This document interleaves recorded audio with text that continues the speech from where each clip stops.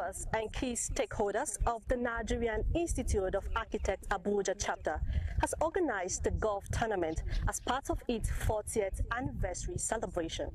A total of 100 golfers competed for honors at the competition, with 20 registered golfers from NIA Abuja chapter going against 80 other golfers from Tukuru Yusuf Buratai and Goodluck Ebele Jonathan Golf Clubs in Abuja, Shell Oguno Golf Club in Warri, Ikoyi Golf and Country Club Lagos, among others. Invited guests including former Governor of Plateau State Simon Bako Lalong, as well as captains of the IBB International Golf and Country Club, who took part in the ceremonial tee-off, stressed the importance of having the friendly competition, which is aimed at promoting wellness of staff. Golf has a lot of advantages. Golf has the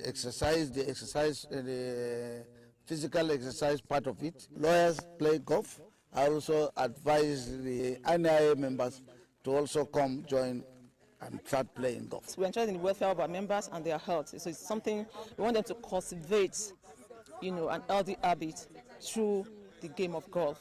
And we are glad that a lot of them have joined us today. I've always been collaborating between the Nigerian Institute of Architects and IBB International Golf Club to deepen the game and to support the less privileged. The way we behave in the club, everyone that is celebrating by organizing a tournament at the club, and that's why we're here. After a long day on the course, former Speaker, House of Representative Yakubu Dugara returned to the clubhouse with a gross of 85 and 70 nets to emerge the winner in the men's category, just as other winners in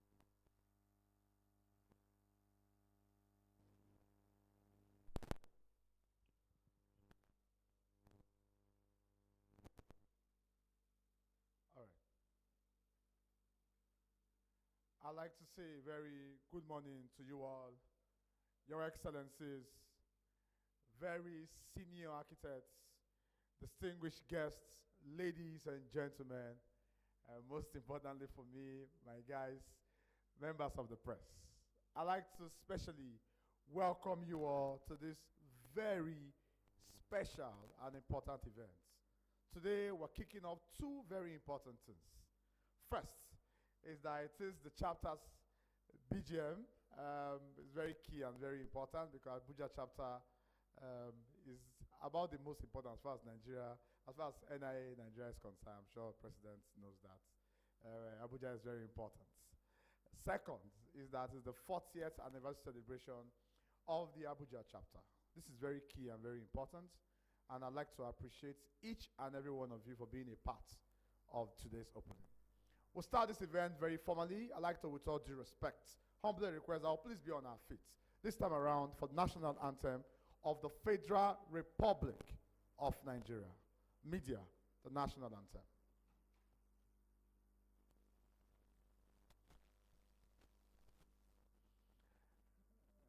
Media, I'm sure you're not thinking. A banner without stain, O God of all creation, transmit our one request. Start from the beginning of national anthem.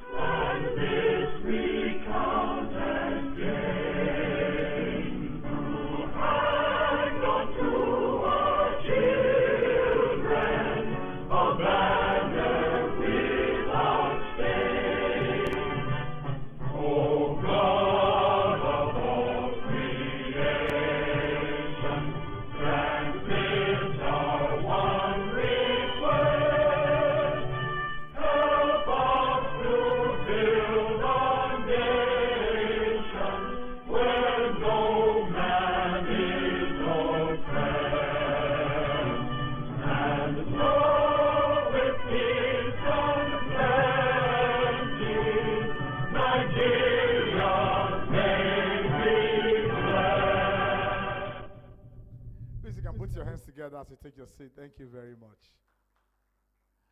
I was about to announce that this is the first event I've been to in the recent time, that the audience will be singing national anthem from beginning to the end.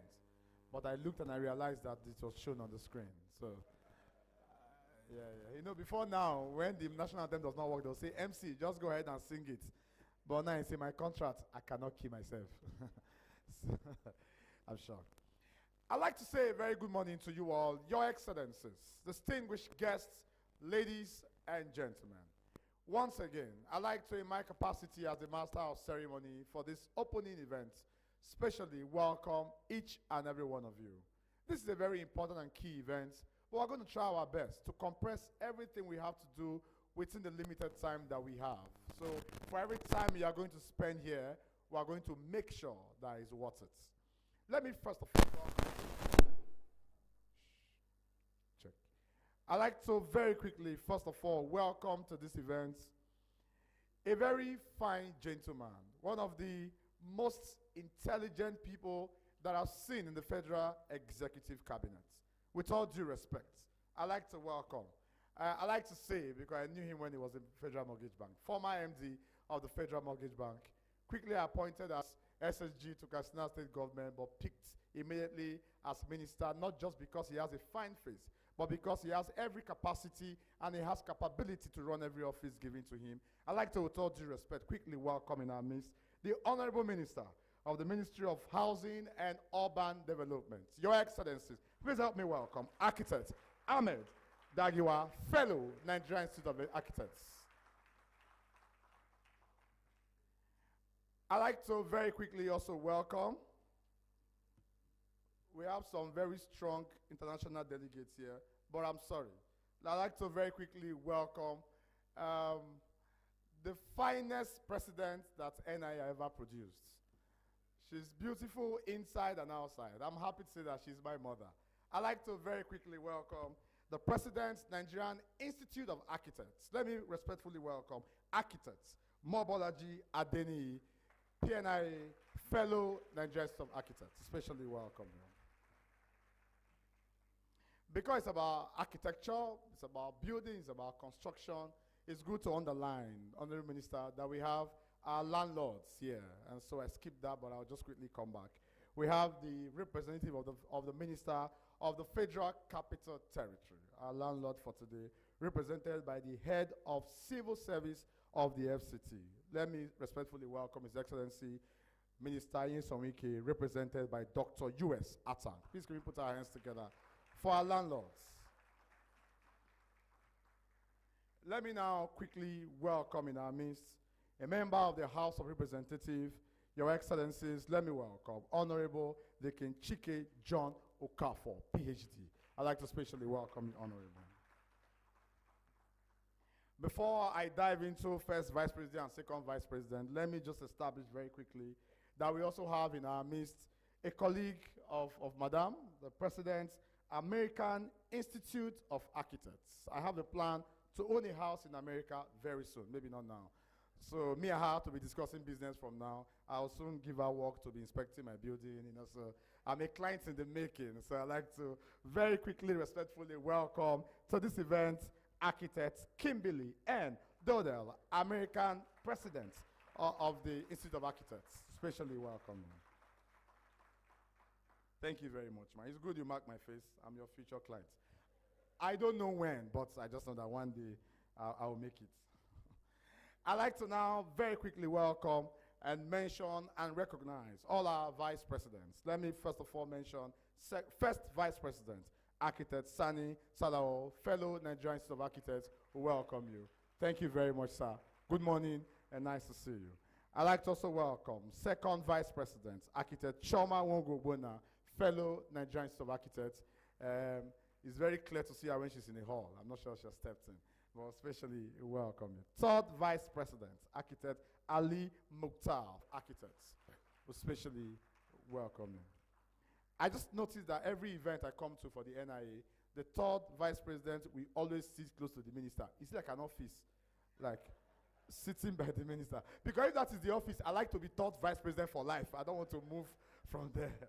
I feel that always happens. We especially welcome you, all our Vice Presidents. Thank you very much. I'd like to also respectfully welcome immediate past presidents of NIA. Let me with all due respect welcome Architect Ben Ebo, Fellow Nigerian Institute of Architects. We especially welcome you, architects. Thank you very much.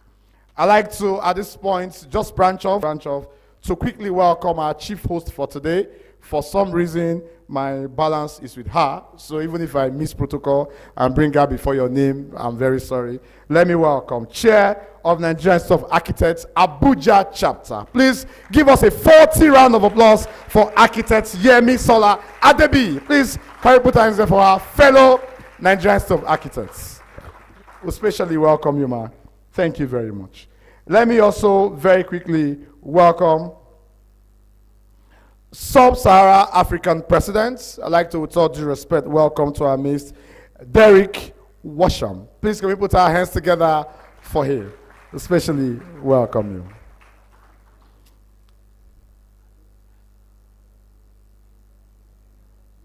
I'm supposed to call him before him. I swapped the name and the office. Okay, I'm just checking who will give me work and who will not give me work. I'm just checking. Okay, apologies for that. Okay, so I'd like to welcome you, sir. So I called your office and I called his name. Okay, so I'm going to call his office and I'll call your name. That works. Oh, that works. You're okay with that? No, I'm not sure I'll be paid if I do that. Okay, so let me now very quickly also welcome to our midst Senior Director, Global Industries and Engagements. Your Excellencies, distinguished guests, ladies and gentlemen, I'd like to now welcome Dentela Boma. Please can we put our hands together for him now. So that's your office now. And your name. I swap it now. Oh, I just called yourself another name. Okay, are you owing me? Why am I skipping your name? Okay. Okay. I'm sure it's the way it was written. Apologies. Apologies for that. It's the way it was written. I'm sorry. I'm in order. Oh, my principal says I'm in order. That's fine. Okay. So let me now quickly branch up to welcome a few of our partner bodies that are supposed to be here, and I'm going to run through them very quickly so we are sure that they are here. Nigerian Institute of Quantity Surveyors. Please, can they just wait for us if they are here? Please, can we put our hands together for them? We specially welcome you.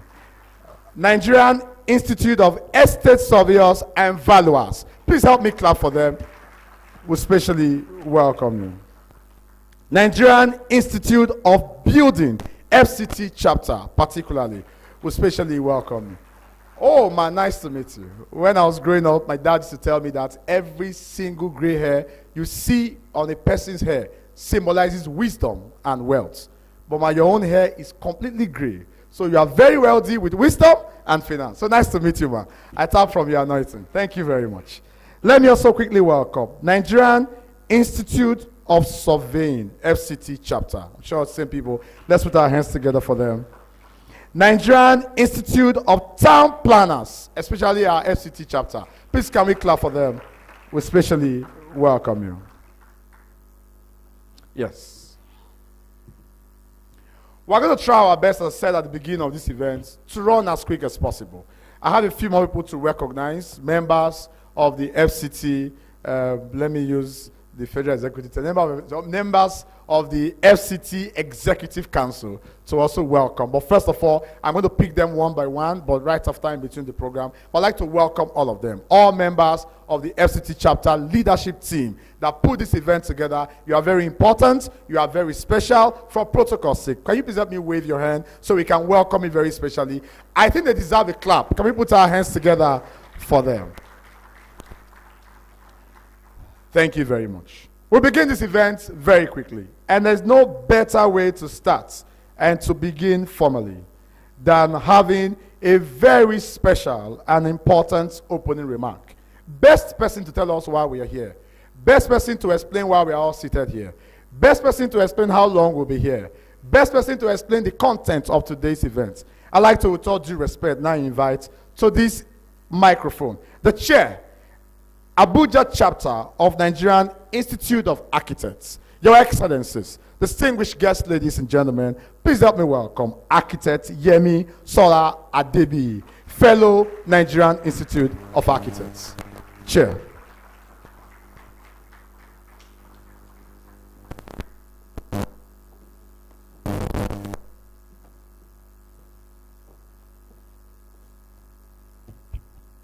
Thank you very much, Jukes.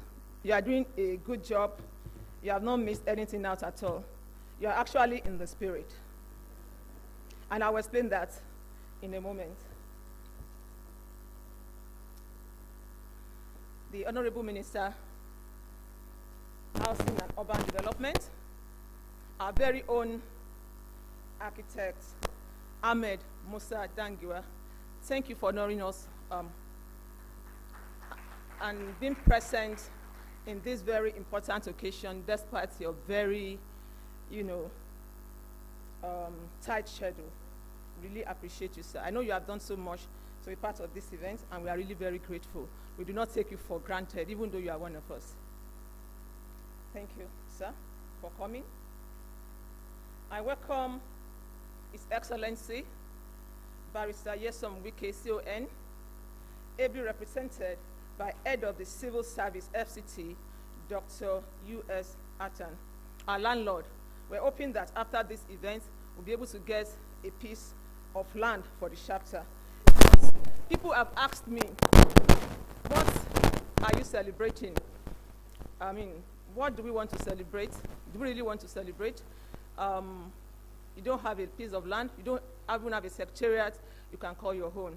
But luckily, thank God, we have very good, responsible parents who have allowed us to stay with them for these 40 years. So we want to take the bull by the horn. We want to say thank you, NIA National. Madam President, we appreciate you for hosting us. But at a time like this, it's good that we have our own secretariat that we can call our own and we can operate from there. So we're hoping that our landlord, maybe in conjunction with the minister, will be able to do something about that. We appreciate. Honorable Deacon Chike John Okafor, PhD, member House of Representatives, in absentia, we appreciate you, we welcome you. The 30th President, the Pearl President. Yesterday I said beautiful acted Mrs. and you were looking at me. And I'm glad today Chooks confirmed that.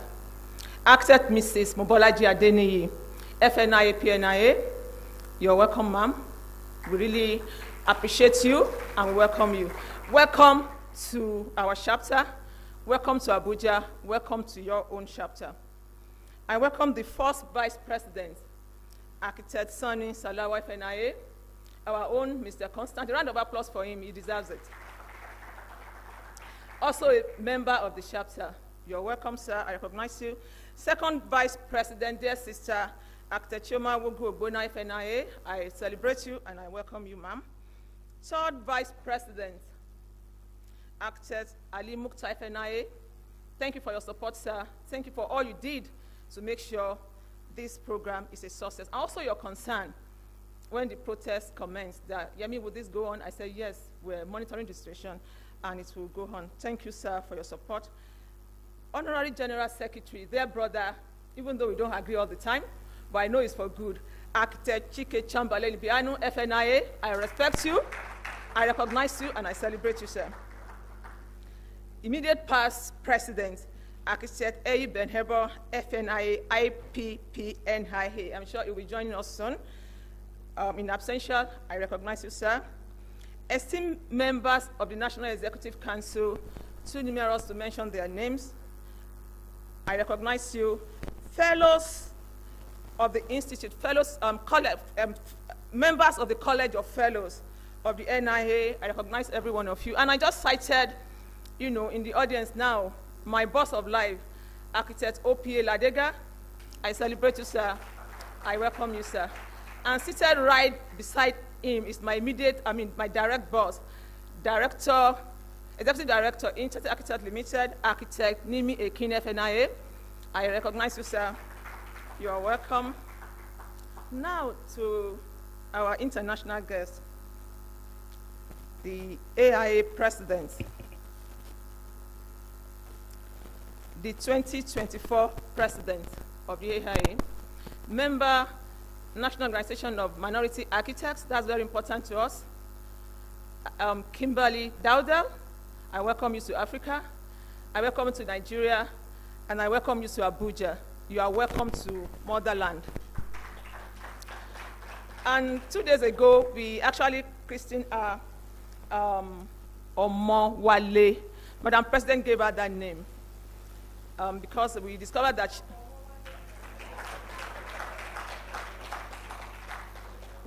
she's 34% Nigerian, right? In her DNA check. So, and Madam President has said she is from the Yoruba tribe, that she can perceive that. And she gave her Omowale. Then some other fellow said, no, she can't just be Omowale. I think we should balance it. And we also gave her Boma, which means blessing, from the south side of the country. So when Chooks was calling Derek Danlami, I said, you have not made any mistake. I will explain that. Because Derek also have a new name, and that's Danlami from the north, Danlami Boma. So you are in other Chooks. So Derek Washam, Senior Director, Global Industries and Engagement, AIA, welcome you to Africa. Thank you for all you did to make sure we are here today in terms of coordination.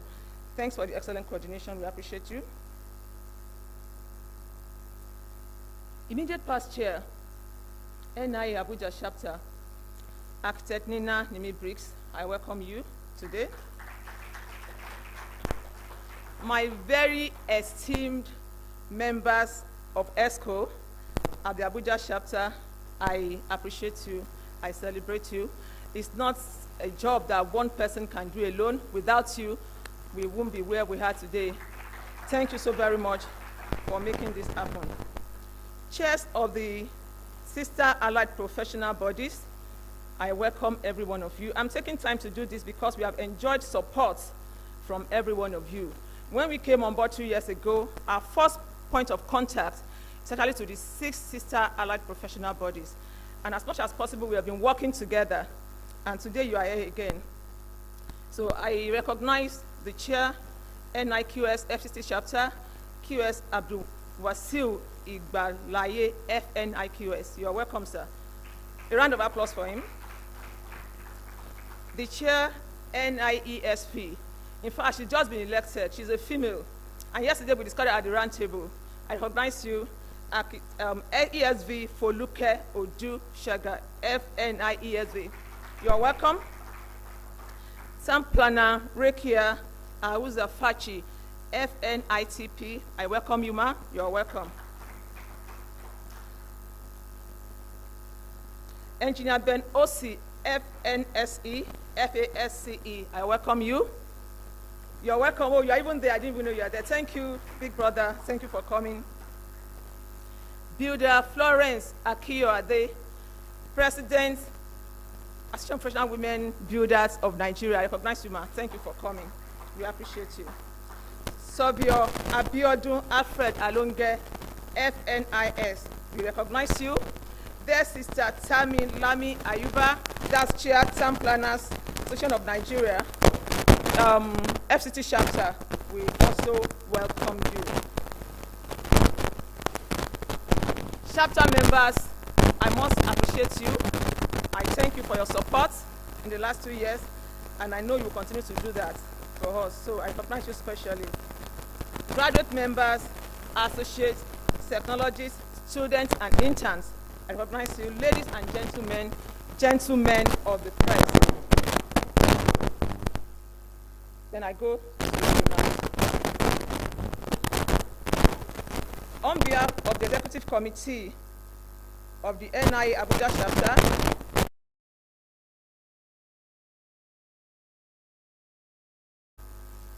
a significant milestone in our chapter history, with great joy and thanksgiving to God. 40 years is no mean feat. It's indeed a momentous occasion in our history. Not just a celebration of our past, but a testament to the new and a legacy of the architectural excellence our esteemed institute and profession is known.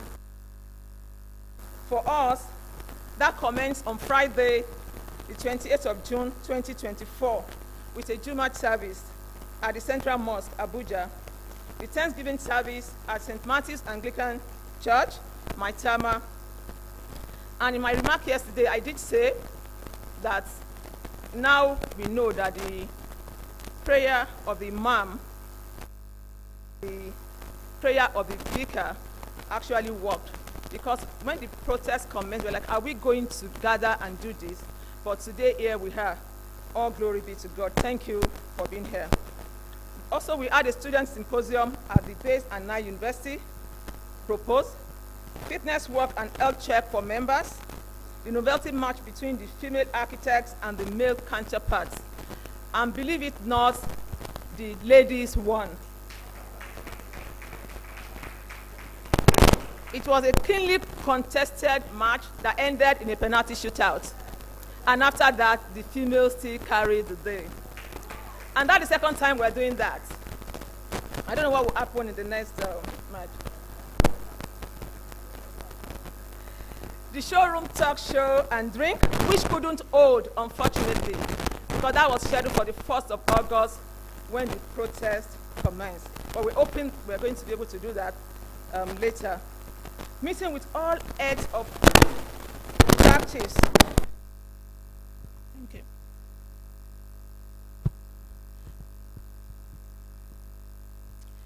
Meeting with all heads of practice And that actually took place yesterday, and it was very interesting. We're also very honored to have the two presidents in our midst, and they contributed so powerfully to that discussion. We actually thought it's going to be a small roundtable of 50, just within members and head of practice. But we're honored to have the two presidents in our midst, the NIA president and AIA president, and it was really very enriching.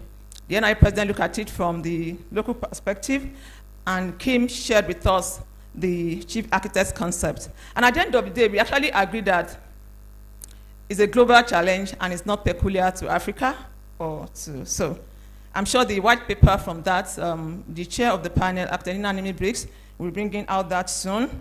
And we agreed yesterday that it won't be the usual talk. This time we're going to walk the talk, and it won't be just a talk show. The awards night has been scheduled for tomorrow night. Please be there, 6 p.m. That's tomorrow evening, where we celebrate all our past chairs who had worked so hard to make us the Abuja chapter we are all proud of today. The awards of excellence in leadership shall also be given to deserving and most outstanding public servants and professionals. Mr. Minister, I hope and pray that you join us tomorrow evening for that awards night, if you can, sir. Interesting city tours has been arranged for esteemed members and most especially our international guests. You will all agree with me that it's been a long walk and journey to be here today, and there can be no dull moment. In the last 40 years, the Abuja chapter has been at the forefront of promoting excellence in architectural education, its innovation, supporting professional practice and standards, fostering an atmosphere of friendship among architects in Abuja and its environs, and seeing to their welfare and well-being. By so doing, we have witnessed remarkable achievements, great designs, and impactful projects that has shaped the architectural landscape of the beautiful city of Abuja. Many of these works will be recognized and honored tomorrow at the awards night. As we celebrate this very important moment in history, let us take time to reflect on how we got here. We have been faced with a lot of challenges, and they are not small, especially females. We live in a very volatile, uncertain, complex, and ambiguous world today. And as a female, you have to work twice as hard to make your voice known. I congratulate my sister, Folake, for the success in your election. I know before the election you discussed it with me, and I said, go for it. Nobody's going to give it to you because you're a female. You tell them what you have to offer and get their support. Today you are here. When was that? 2 days ago? Day before yesterday. Congratulations. We wish you success. So go do us proud and do what women knows how to do best. Akilari reminded us yesterday of a quote that if you want something to be done, just give it to women. He's the one that said it. I didn't. So.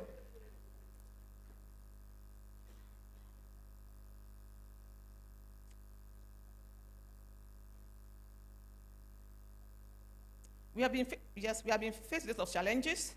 We overcome hindrances and become better as a result. Through our collective resolve, commitment, dedication, and passion for the profession we also love and embrace. Moving forward, change must be embraced. The concept of innovation and stability in our designs must be emphasized. The next generation of architects must be supported. Our strength as an institute and a chapter is in our strong history. The future is even greater and brighter, filled with limitless opportunities for an impactful community. I'd like to express my heartfelt gratitude and appreciation to all past chairs and members of the chapter whose unflinching support has made this anniversary possible, despite the odd times that we are in. We appreciate all partners, ProBlind, we appreciate you, thank you for your support, and sponsors for their strategic alliance with the Abuja chapter. They have believed in us and their continued support and collaboration. Special thanks to the Planning Committee.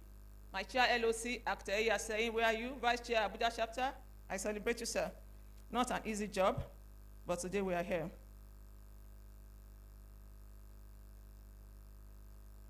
And indeed all members of ESCO for ensuring we have a fantastic celebration. ESCO, thank you very much. As we celebrate as a chapter, let us reestablish our commitment to this noble cause of excellence, integrity, truthfulness, and sincerity of purpose in all we do. Together we can build an enduring future where architecture is a blessing to this generation and the next. Together we can, together we succeed. Thank you very much for coming. God bless you. Chips.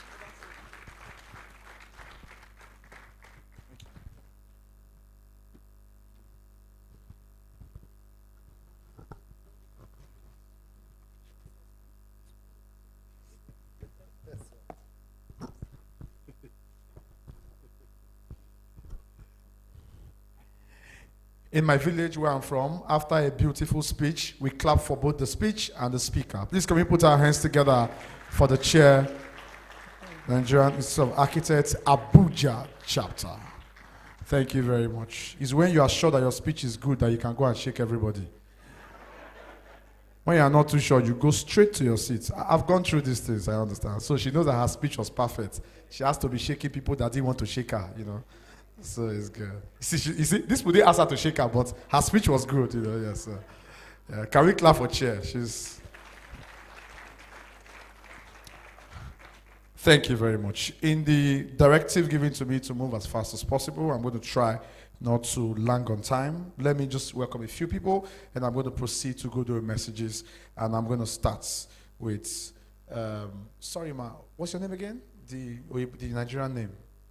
I'm going to start with Omowale, yeah, for good messages. But let me respectfully just welcome 3 people quickly. First, Managing Director and Chief Executive, Interstate Architects Limited. I'd like to welcome Architect OPA Ladega. Please go put our hands together. Welcome, the architects. Thank you very much. I need to say too that Architect OPA, I see the great hair. Your own is both on your head and your beards. So wealth of wisdom, I see there. God bless you, sir. Thank you for coming out. I'd like to welcome part of our media team, all our media teams that are here, gentlemen of the press, who welcome you. But the DG of NTA, Abdulhamid Tadiu, particularly Center Representative, and let me with all due respect, welcome Architect Jacinta Lewasabi. I welcome you, Architect. Please come and put our hands together for her. As part of our landlord team, I'd like to specially welcome another team from the FCT Minister's Office. So from the Office of the Honorable Minister of the Federal Capital Territory, we have in our midst, with all due respect, Permanent Secretary, SDS. I'd like to welcome, sitting for the Minister, Asmao Mukhtar, Esquire. Please go and put our hands together for PAMSEC. Okay, that's the PAMSEC. Yes, I need to be sure who is giving us the land so that I can be specific. Whether you are talking to minister, I don't know how you are going to do it. Help us tell the minister that the NIAABC chapter needs land. Those in favor of that motion, please say aye. I'm talking to madam. Another Oga is talking to the madam. Hello, sir. We're discussing land. Yeah, so my help us deliver the message that we need the land. If there is extra, the MC is stranded too. My name is Chooks the General. No, my name is Israel Chukuyem Jude for the land.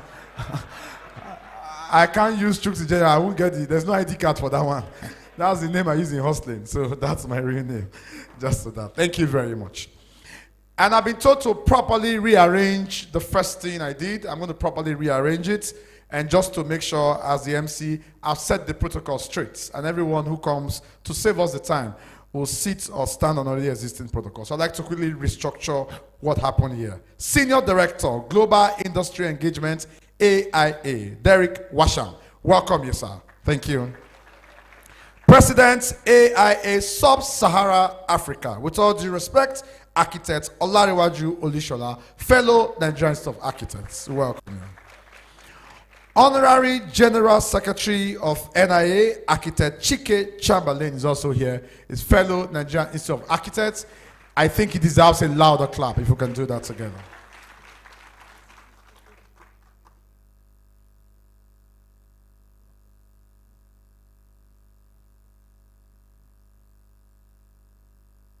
Okay, thank you very much.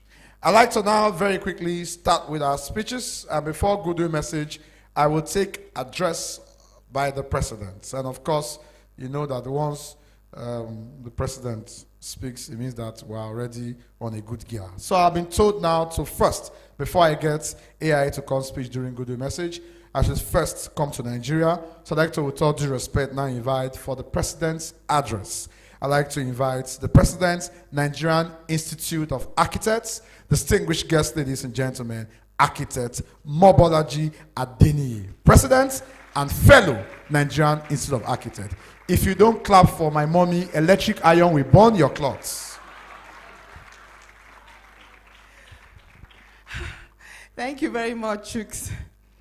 I had to explain to my colleague, the American president, that the MC is not just an MC, he's a comedian. So she's been laughing and laughing, so I just needed to let her know. This is Nigeria, and we do it differently. Welcome to Nigeria. Distinguished architects, I start with my constituency. And it's so good for me to say that our minister, the Minister for Housing and Urban Development, is from our constituency. It's never happened before. Let us welcome very specially, and I expect all architects to rise here, please. Let's respectfully welcome our minister, Architect Musa Dangiwa.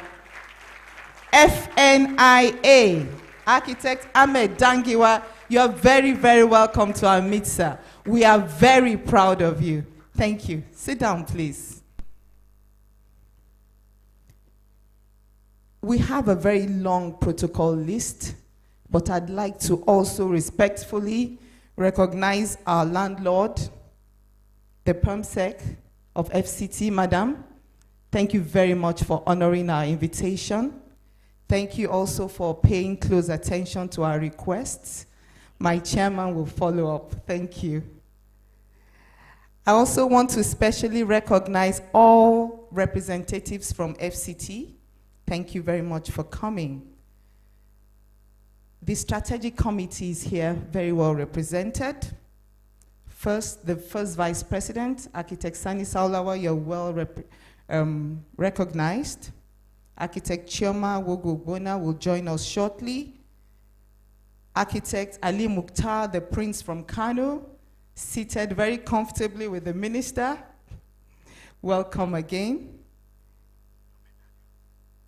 The AGS, Architect Chike Chamberlain Ibianu, thank you for all you do for the Institute. IPP will join us too. He's also part of the strategic committee.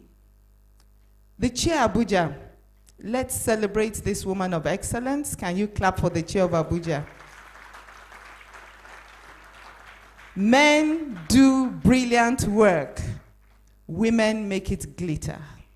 Thank you. Thank you for adding what you've added to this event. I want to congratulate you and your executive for putting all of this together. Then I want to come to our very special guest for today.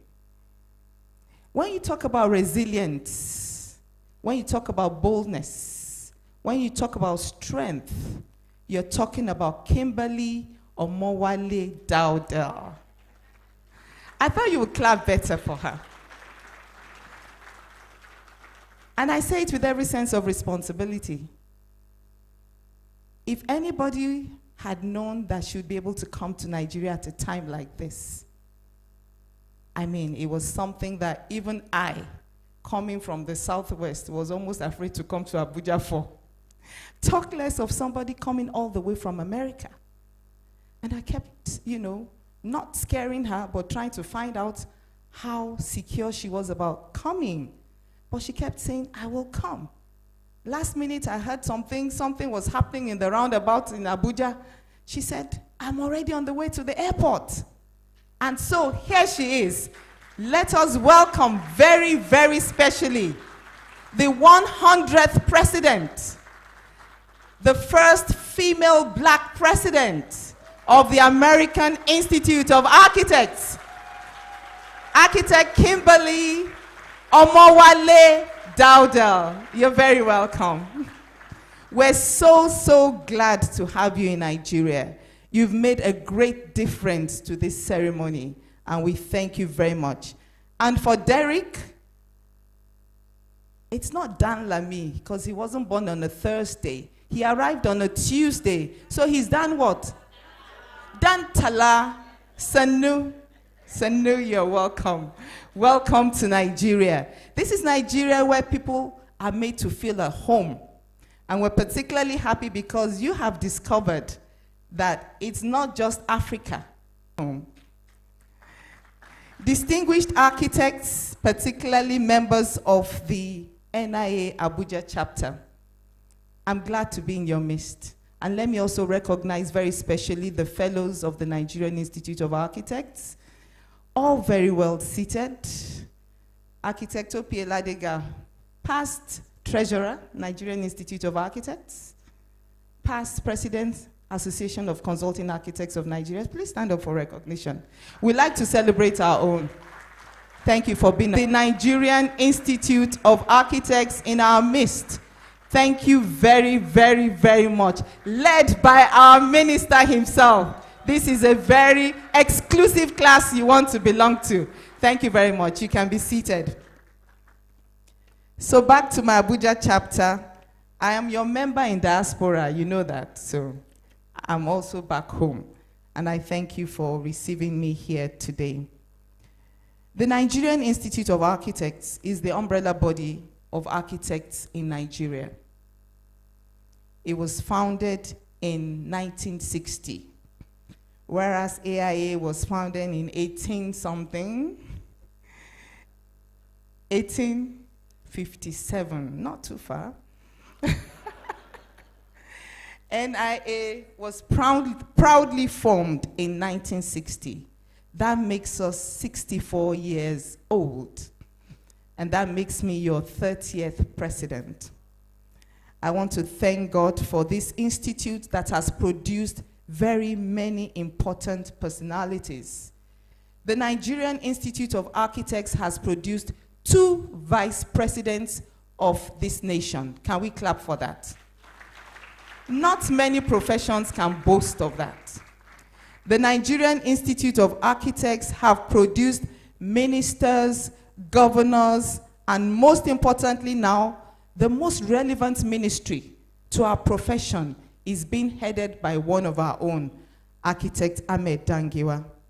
So it is with great gratitude to God that I stand here today to welcome all who have come to support the Abuja chapter on the 40th anniversary. The NIA has 36 chapters. The oldest chapter being Oyo chapter, which will be 60 years this year. Thank you. We have Kaduna chapter that celebrated 50 years, I believe. Correct? Yes. We also have Lagos chapter that celebrated 50 years. 40. You're the same age with Lagos. I can't believe this. Oh, wow. So we have Lagos chapter, we have Abuja chapter turning 40. And we know that 40 is a special age, and it's a golden age, and we're proud that NIA Abuja chapter has reached this golden age. On behalf of the National Executive Council and the entire NIA family, I extend my warmest congratulations to you all on the occasion of your 40th anniversary. The birth of the Abuja chapter, 24 years after the establishment of our great institute, is a testament to our leaders' dedication and hard work in ensuring the inclusion of all zones of Nigeria in the umbrella body for architecture in Nigeria. It's even more significant to note that your position within the federal capital of Nigeria makes this chapter particularly important in driving the goals and aspirations of the Nigerian Institute of Architects in the development of the built environment in Nigeria. 40 years is a significant milestone in the life of an association, marking 4 decades of growth, resilience, and dedication to the architectural profession. I must say here that the Abuja chapter is one of the most vibrant chapters in the country. I'm saying this not only because I'm standing before you, but honestly, we have recognized the quality of your programs, of your activities, of your gatherings, and of your membership. I'm sure if the treasurer was here, he would hope it would translate to much more from the Abuja chapter. Let me just sneak that in. It represents a journey of learning, adaptation, and evolution, shaped by the collective efforts of countless individuals who have contributed to the chapter's success. And I'm glad that the chapter chair has recognized past chairs who have done very well. I see architect Nina Briggs also here, the immediate past chair, and I think I saw 1 or 2 other past chairs at yesterday's event. We hope to see them at the dinner. They have worked, built a solid foundation on which the present chair is building upon.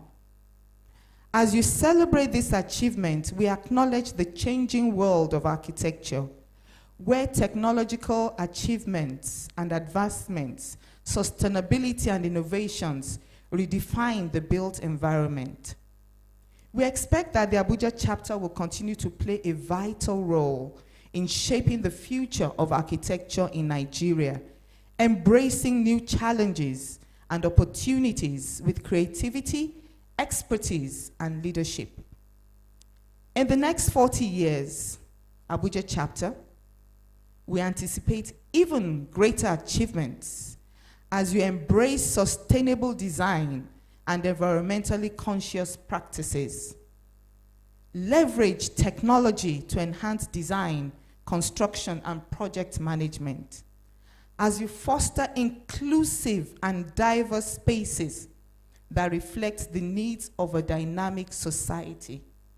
As you collaborate with other professionals to create holistic and resilient communities.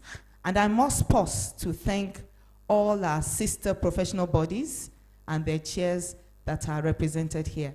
Thank you very much for supporting us, collaborating with us. And also Abuja chapter, let's see the next 40 years as also a time to mentor and inspire future generations of architects and built environment professionals. Congratulations once again on your 40th anniversary. May the Abuja chapter continue to be filled with innovation, progress, and excellence. Thank you very much.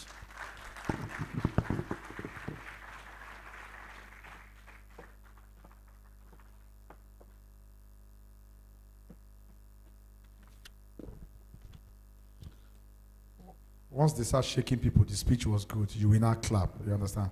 So that's... The only problem with this is that everyone who comes down from this place will have to shake everyone. Otherwise, it looks like the speech. Yeah, she went to hug the FCT minister's representative. Ma, take your time and explain to her about the land. Take a picture, yes. We want evidence.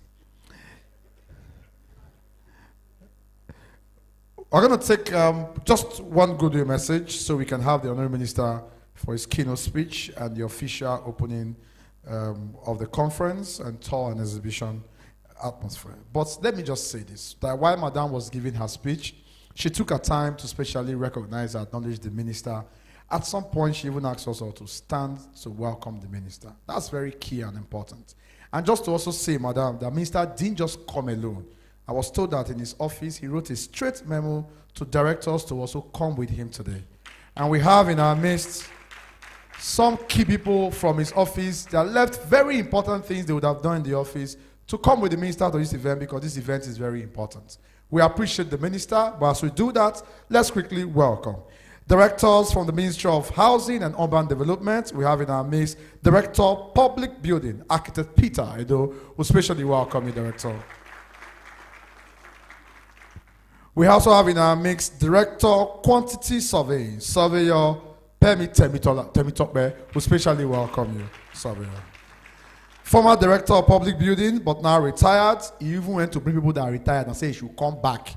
That's how important it is. Architect Lucy Uzodema, we specially welcome you. Thank you very much. This is just because I want to save time. We have some of his aides, some of his team members that are here. Thank you very much, Honorable Minister. We especially appreciate you. And it's good to also see that we have, the minister also came with his favorite MC. That's me, Chooks the General. So, yeah, Minister, I know you didn't plan it. I didn't plan it, so just smile as if it's true. You understand? That's fine. We'll take our goodwill message. I like to, with all due respect, now invite for goodwill message President, American Institute of Architects. She came all the way from United States of America by air for this event. No, I have to explain how you came so that they don't mistake. I'd like to welcome Architect Kimberly Dodell. Please can we put our hands together for the President, American Institute of Architects. Please can you clap a little louder. Nigerians, can we welcome our own? Welcome, man. Thank you. Yes. Good morning, everyone. Thank you so much for the warm welcome. Just from getting off of the plane. Yes, I came on a plane. It was such a beautiful moment to be greeted by such warm, welcoming faces and flowers and children, and it was amazing. So thank you for those who welcomed me here. I'd like to actually I have some notes here. So Madam President made sure I have it together from a Nigerian protocol standpoint. So 1 second. Supposed to say, as I understand, is it said in Nigeria, I stand on the existing protocol.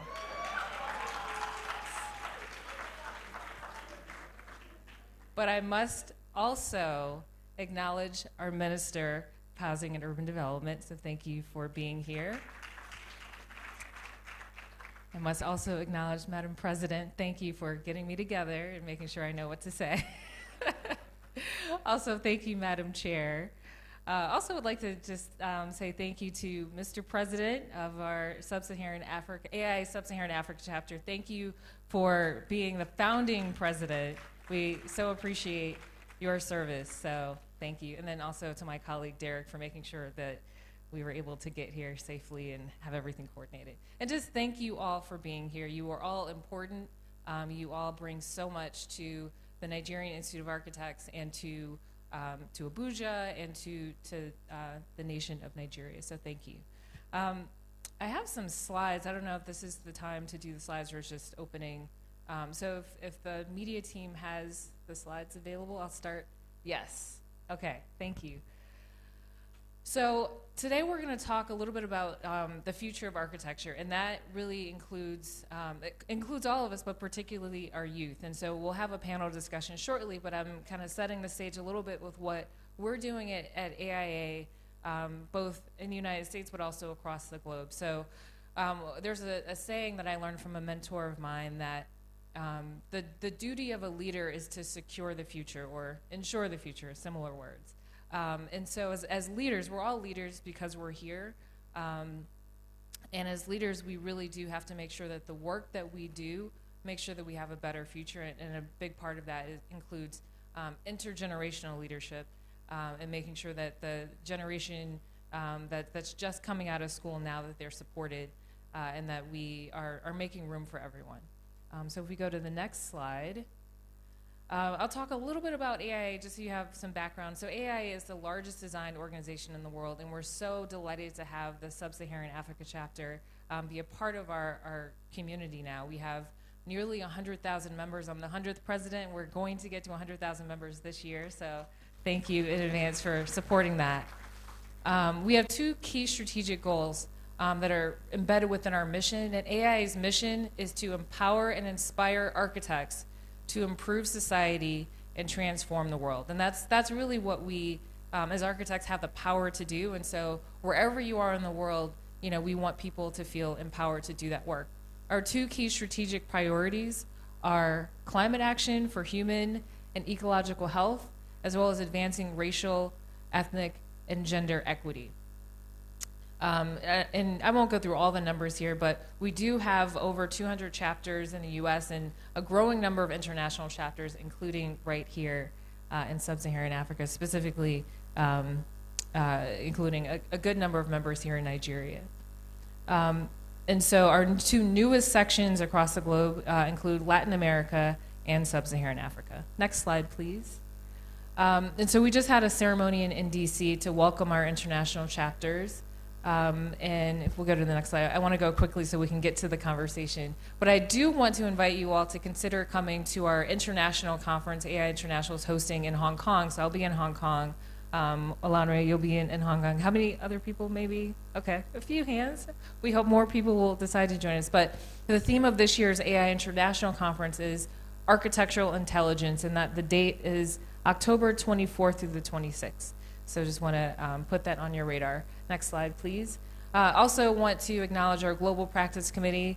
Olanre, thank you for your leadership there. He's a very busy guy. Not only is he involved here in Abuja and throughout Nigeria, but also AIA and so many other organizations. So thank you again for your service.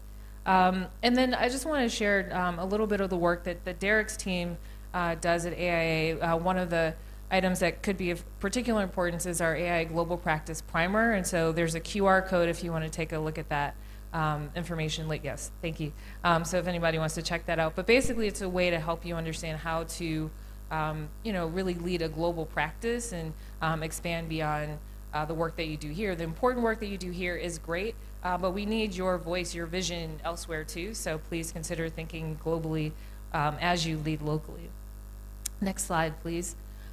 So we also advocate globally. Yes, our focus is in the United States, but we know that all of our work, especially around climate action, has you know, global implications. So part of what we do is we're an observer with the United Nations Framework Convention on Climate Change, and we've been lobbying policymakers at the Committee of the Policies, or COP, since 2021. We'll be at COP again this year, and we hope that we'll see many of you there.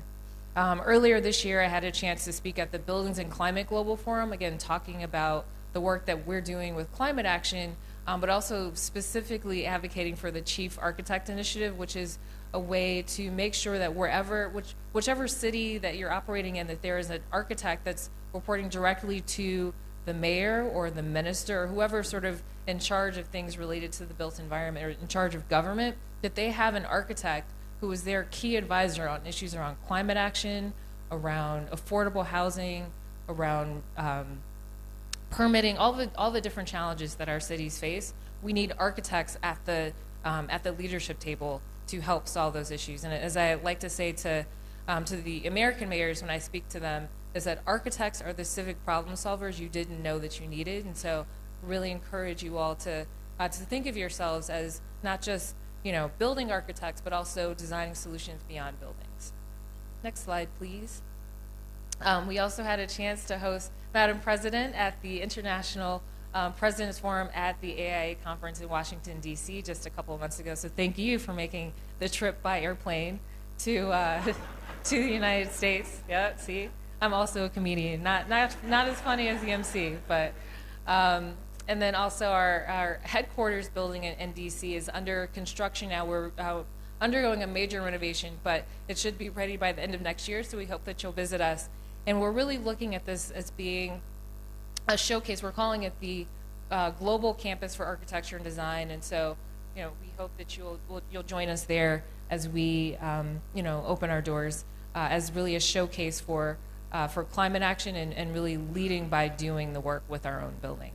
So thank you for having me, but also, again, thank you, Madam Chair, for putting on this this event. And also, Madam President, Madam Chair, and Mr. President, thank you for being on WhatsApp with me, trying to figure out like what's happening with all the arrangements to come here. I appreciate your, you gave me the confidence that coming here would be a great idea, and I'm so glad that I'm here. It's as was mentioned, it's a bit of a homecoming. Again, you can call me Omowale Boma, which is my new name. Thank you, Madam President, for coming up with Omowale while we were at the hotel checking in. So I appreciate that. And also, I just want to say happy 40th anniversary to the Abuja chapter of the Nigerian Institute of Architects.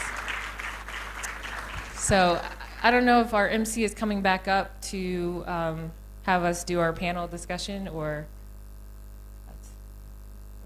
Oh, not yet. Oh, I jumped the gun, sorry. But thank you all for having us, and I look forward to the discussion about intergenerational leadership.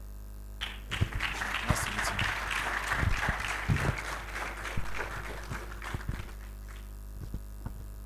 Thank you very much, Ma. We especially appreciate you. She will now take handshake. Okay, she's not shaking. Oh, okay. Yeah. Ma is Nigeria. You will shake everybody today. She's thinking it's a short journey. You will shake. Next person.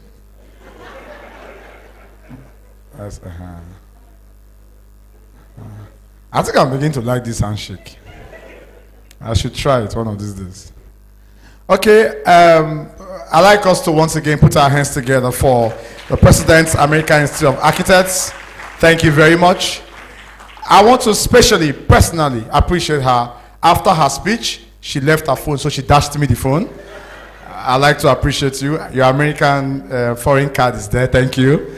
Your ATM card is here, thank you. She's thinking it's a joke, you don't go. I'll help me give her more. Before I will see American EFCC. I cannot explain. Thank you, thank you very much, man. They will not use, is it FBI? Ordinary 2.5 when I thief, I'll just see FBI everywhere. I'm innocent. Thank you. So just to quickly wrap up the last part of our speech, we'll do panel discussion, but that is until the minister formally opens the event. So we'll just have one more speech before we get to the minister, and that speech, because we're just doing ministerial speeches, that speech is also a ministerial speech, so we'll take it and then we come to the minister. I'd like to, at this point, Your Excellencies, invite the Minister of the Federal Capital Territory, very well represented by the Permanent Secretary, Social Development Secretariat. Your Excellencies, distinguished guests, ladies and gentlemen, help me clap like you have your land with you as I welcome Asmao Mukhtar, Esquire. Please, can we welcome her very well? Welcome, thank you. Thank you very much, Mr. MC.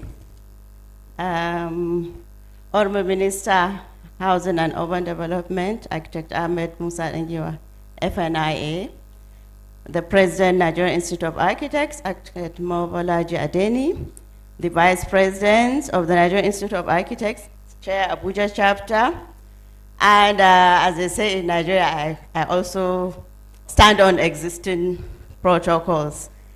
Good morning, everybody. Sorry, I was instructed to come here and represent the Honorable Minister, who is unavoidably absent, and to read his speech. That's why I came a bit late, because he wanted to be here by himself. So I will read his speech. It is with immense pleasure and profound gratitude that I stand before you today to celebrate the 40th anniversary of the Abuja chapter of the Nigerian Institute of Architects. This milestone marks not just the passage of time, but the remarkable contributions and achievement of an esteemed body that has been instrumental in the development of the Federal Capital Territory. The theme of this year's celebration, Architecture Unlimited, yesterday's lessons, today's experience, tomorrow's blocks, is both timely and visionary as it captures the essence of our collective journey and that underscores the importance of learning from our past, leveraging our present experiences, and building a future that is both sustainable and innovative. Over the past 4 decades, the Abuja chapter of the Nigerian Institute of Architects and its members have played a pivotal role in the development of the Federal Capital Territory. From the initial master planning to the intricate designs of our iconic buildings, your expertise has transformed Abuja into a city that stands as a testament to modernity and cultural heritage. The skyline of Abuja, adorned with architectural marvels, is a reflection of your commitment to excellence and your relentless pursuit of perfection. The lessons from yesterday have provided a solid foundation upon which we build today. We have learned that architecture is not just about structures. It is about creating spaces that enhance the quality of life, promote community, and reflect our identity. The rich history of Abuja's development is interwoven with the ingenuity and creativity of our architects, who have consistently pushed the boundaries of what is possible. Today's experience in the field of architecture is marked by rapid technological advancement, a growing emphasis on sustainability, and an increasing need for resilience in the face of climate change. It is heartwarming to note that the NIA has been at the forefront of these changes, advocating for green building practices, smart city designs, and the integration of technology in construction. Looking ahead, the future of architecture in the Federal Capital Territory holds immense promise. Tomorrow's blocks will be defined by our ability to adapt to changing needs, embrace new technologies, and prioritize the well-being of our communities. As we envision the Abuja of the future, we must remain committed to creating spaces that are inclusive, resilient, and reflective of our shared aspirations. Distinguished ladies and gentlemen, the Honorable Minister, let me not say I, is deeply honored to be conferred with the title of Grand Patron of the Nigerian Institute of Architects, Abuja chapter. This recognition is a reflection of the collaborative spirit that has defined our relationship over the years. Thank you very much. In closing, I extend my heartfelt congratulations to Architect Yemi Adeni and the Abuja chapter of the Nigerian Institute of Architects on this remarkable milestone. Your contributions have been invaluable, and your impact is evident in the vibrant and dynamic city that Abuja has become. As you celebrate your 40th anniversary, I urge you to reaffirm your dedication to the principles of excellence, innovation, and sustainability that have brought us this far. Thank you for your unwavering commitment to the development of the Federal Capital Territory. And while I eagerly await the outcome of this conference, I wish you all a rewarding and productive convergence. Thank you for your valued attention, and may God bless our collective aspirations. Thank you very much. That's a speech of the Honorable Minister. We wish you heard. He didn't talk about the land? He didn't talk about it. I will just pass your message. Okay, you will tell him, okay. Please don't forget. NIA Abuja chapter, land in Asokoro.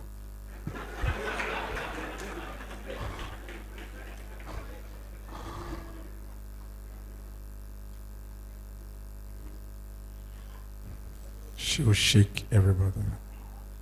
Okay, she will greet.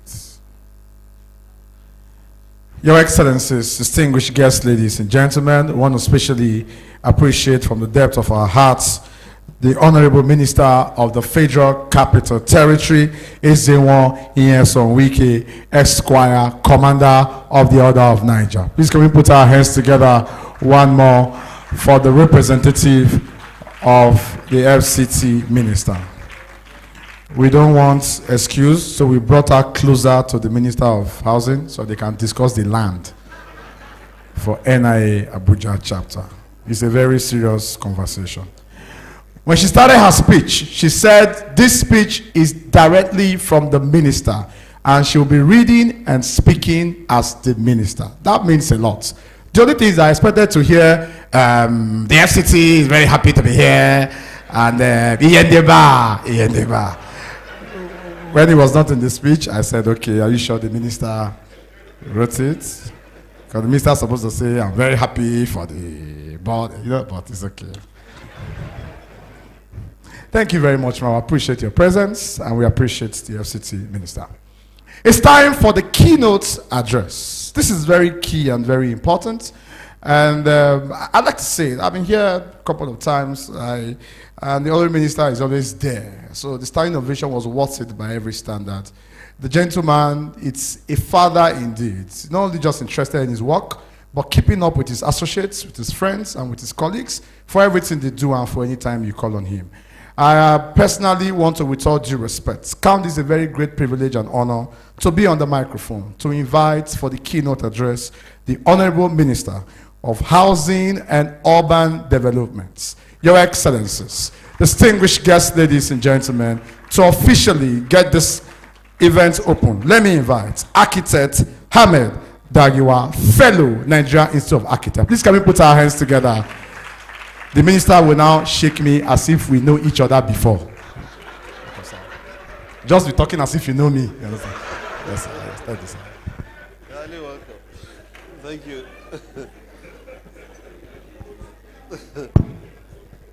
Thank you very much, the MC.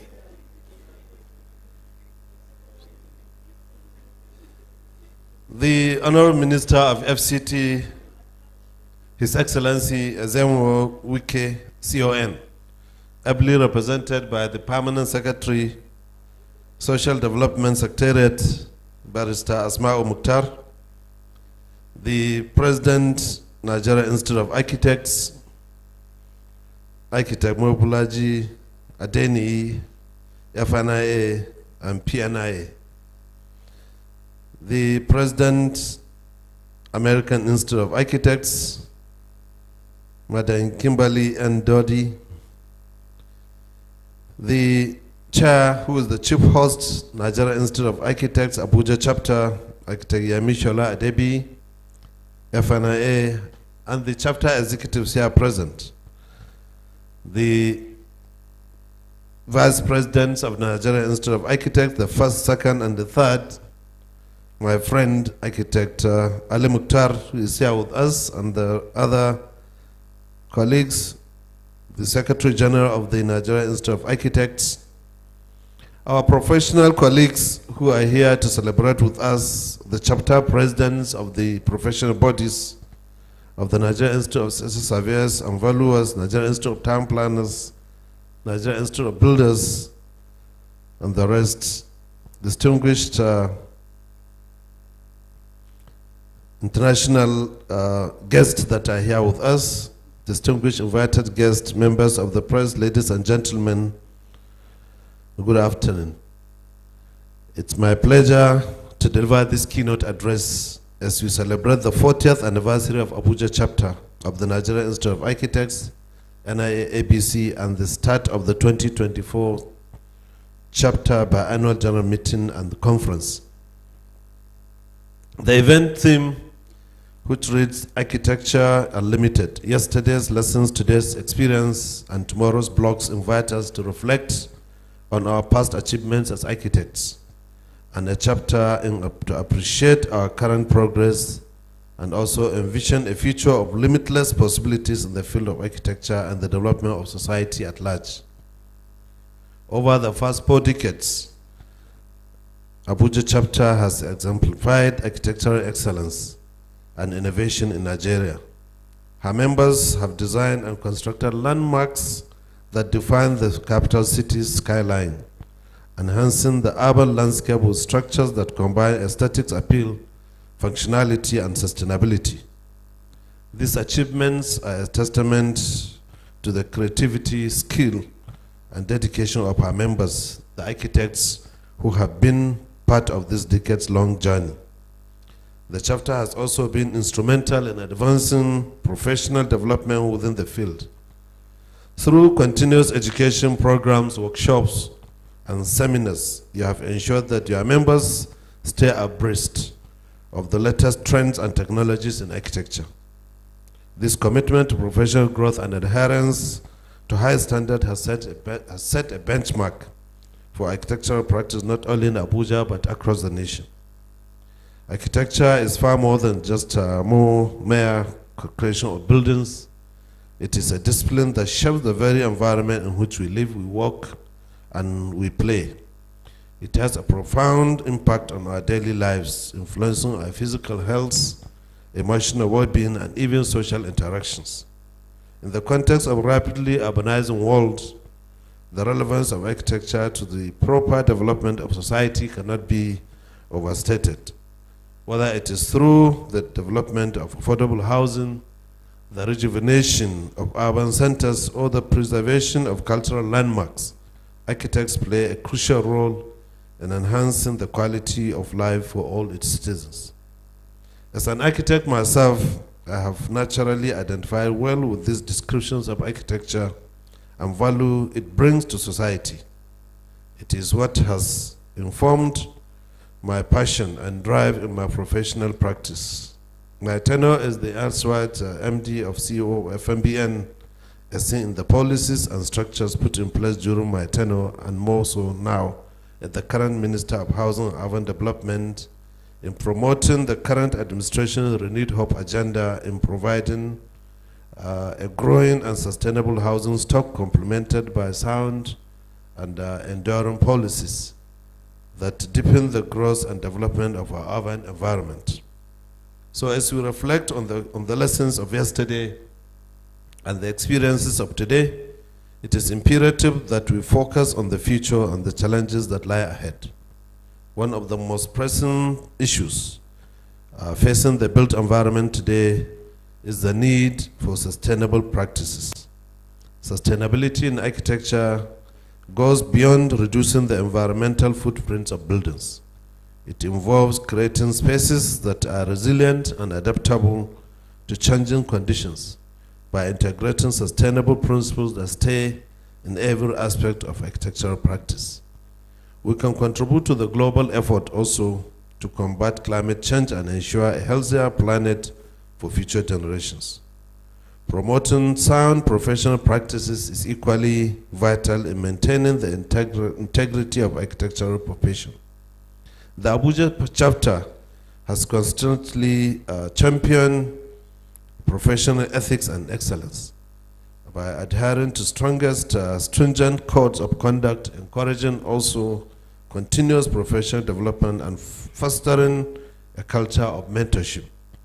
The chapter ensures that its members remain at the forefront of the profession. This dedication to professionalism has not only enhanced the reputation of architects in FCT and at large, but has gone a long way to instill public confidence in the built environment.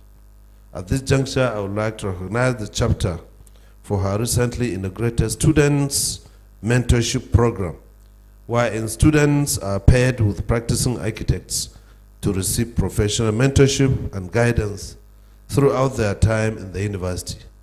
Because I remember when I was in university during my long vacation of part 1, I went and practiced in Archcon Norman and Durban, headed by the late architect Aduku of blessed memory. This initiative shall indeed go a long way in the desired objective of supporting the inputs of lecturers in achieving the right outcomes of professionalism, ethical conduct, and sustainable stewardship of our built environment in the future by these future architects. So well done to the Abuja chapter for that. And one of the most critical issues confronting the construction industry in Nigeria is the frequent and often tragic occurrence of building collapses. These incidents are typically the result of non-professional actors in the built environment and the construction industry, substandard materials, poor workmanship, and lack of adherence to professional or regulatory standards. As architects, we have a pivotal role in addressing these challenges.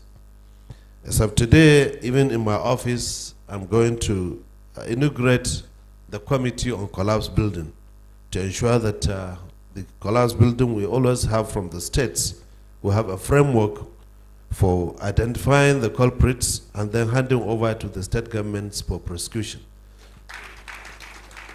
Most of the building collapse, you find that they come from the states where the federal government doesn't have much jurisdiction has little jurisdiction there.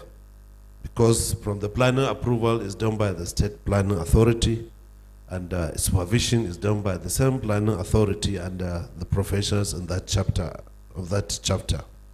So we want to ensure that any building collapse, our team, we have branches in all the states of the Federation, do a thorough investigation to identify who are the culprits, identify them, name them, and then hand over to the states.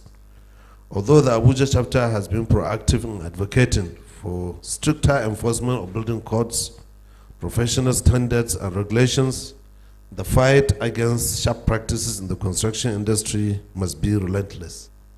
Practices that undermine the safety and durability of our buildings must be discouraged. By continuing to uphold the right values, we help to create a safer and more trustworthy building environment.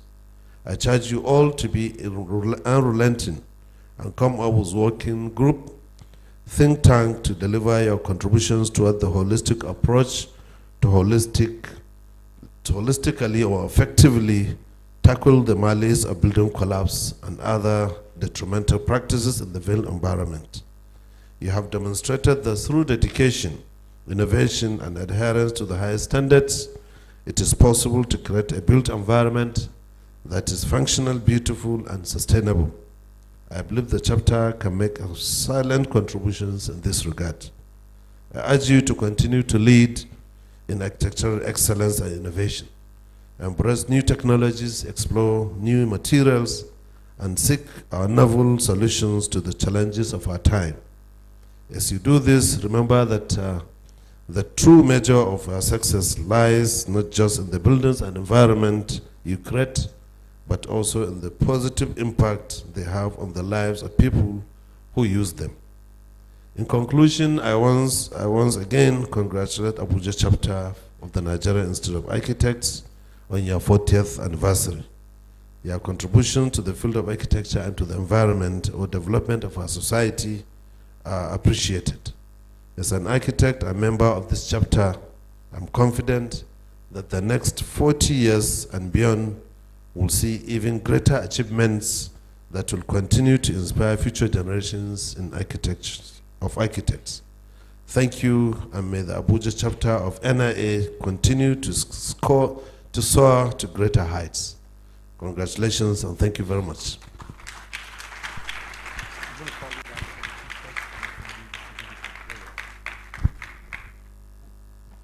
Your Excellencies, distinguished guests, ladies and gentlemen, I think the minister deserves a better clap.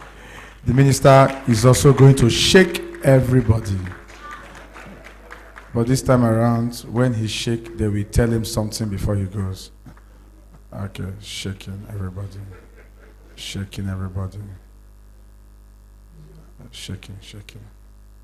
Minister, you have to continue. Shaking. I think I like this thing. I'm going to try it. Shake everybody. It looks good. Okay. Thank you very much.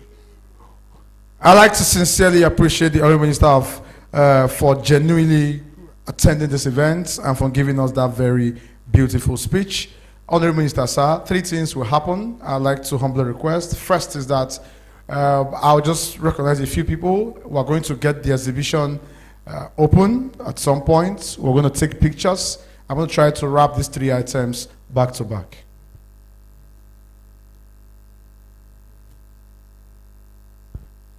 So we'll take the pictures very soon. But before we do that, I'd like to, okay, I'll do that during the pictures. So apologies, I told the minister when he was here, that's why if you go and sit down, I'll bring you back. But he chose to sit down, so I'll bring him back. I'll do that with all confidence. I'm the only one the right to tell that come, go. And he will not do me anything. Because it's doing committee on houses that we fall. So I can function in that committee. My father's house fell when I was young, so I know how to trace people who fall houses. So I can be in that committee.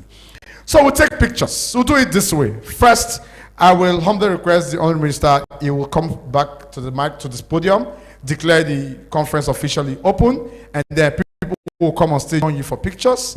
After that, we go to exhibition where you declare open and take a tour around, and then we can wrap it up from there. With all due respect, Honourable Minister, I'd like to humbly request that you kindly join me back on the podium. Please, can the Minister get a clap as he comes back to the podium? So, first one, sir, we'll declare the events open, and then I'd like to invite our presidents, everyone on the first row, will join him on stage as he declares that the event's open, and then we take pictures at that. If that's fine, ma, we can proceed. Please, ma, you can join. Thank you.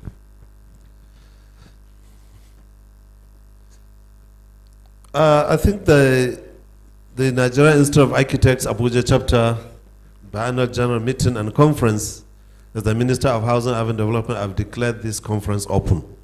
Thank you very much. So we take pictures. I'd like to invite everyone on the front row to take a picture.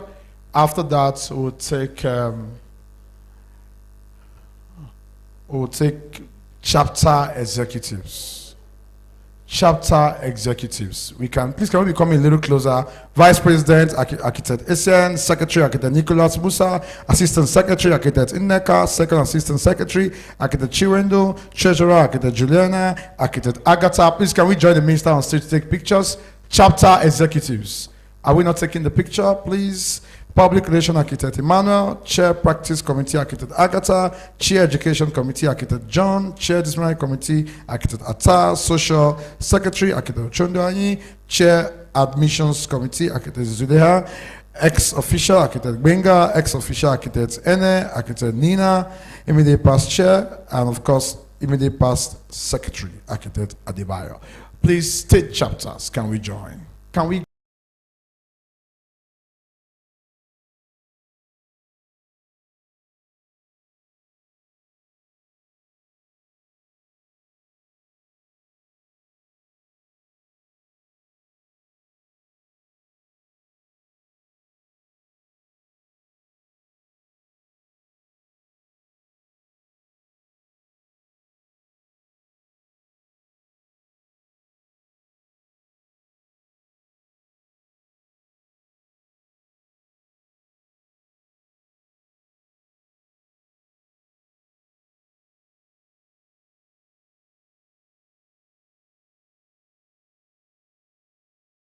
So please join us on this picture. Why states chapter executives, we just said final pictures for today. Chair of other professional bodies. States ESCOs, thank you very much. Chapter ESCO rather, thank you very much. FCT ESCOs, thank you very much. We now take heads of other professional bodies.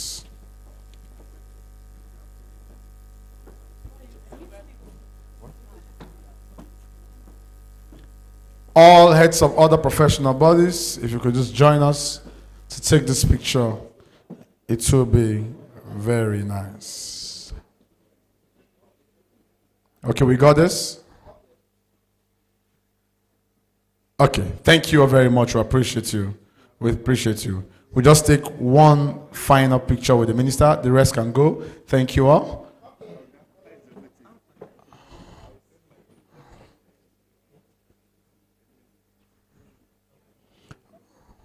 Okay, so we just take, are we done? Yeah, thank you. So the minister can go to the exhibition. Thank you all for the pictures. Thank you all. Thank you. We just take one, Honorable Minister, sir, we just take one final picture.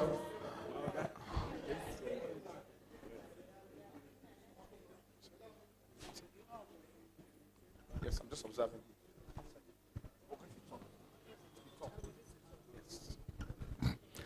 Okay, so we just take one final picture with the MC. You're just thinking it's a problem. The way you are, President, you have to enter the picture. I'm a fellow Nigerian Institute of MCs. Sorry, this picture. So, we're in a picture with fellow, yes. Where will I stay? It's close to, yes. Yeah. So just do as if you know me. I don't know why you're not doing as if you know me. They will think you don't know me. Minister is holding me now. As I'm talking to you, the housing of Nigeria is on me now. Okay. Are you good? Yeah, they got it. Thank you, sir. So we go for the tour now. The minister and our chair and of course the NIA president will lead us through the tour. And then I'm sure we can also get some pictures there. Yeah, ma. Okay, ma. That's all. Ma. The tour. Okay.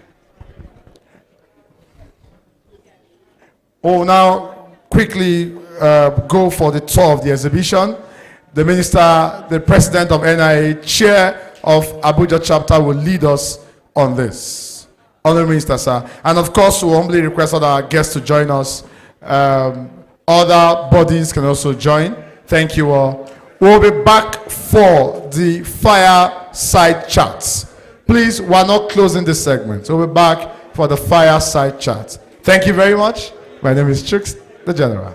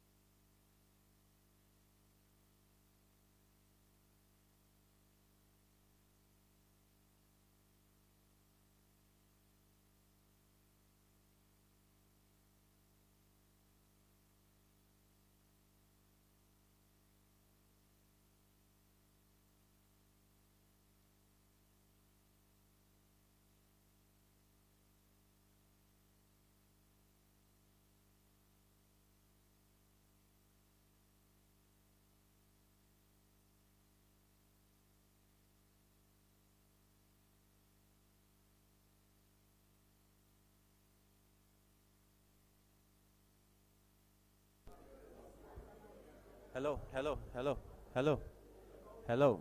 Yeah. We are good. It's okay. Hello. Okay. No worry. Hello. No worry.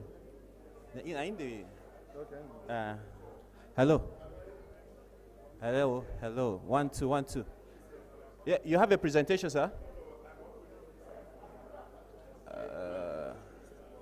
Okay, sir. Okay, no problem, sir. Yes, sir. All right. Hello. Yeah. Hello. Are we good?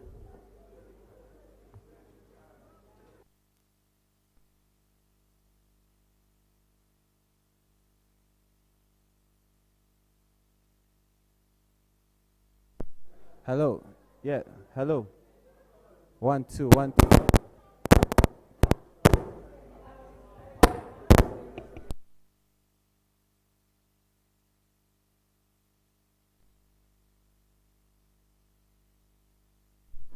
Hello.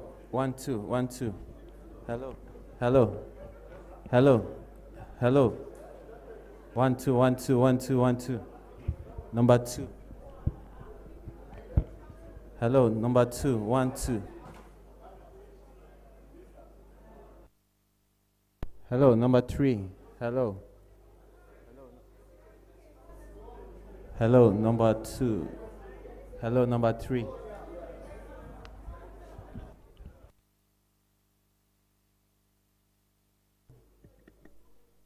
Hello, number 1.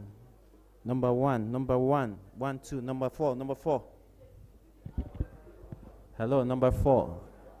Are we good? Number 4. It's good. So the podium mic, we just use your handheld. Hello, number 4. I'm okay. Well, let me go to number 2, please.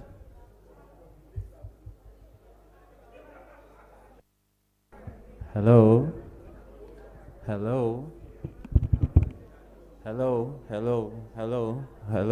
Okay. All right, good.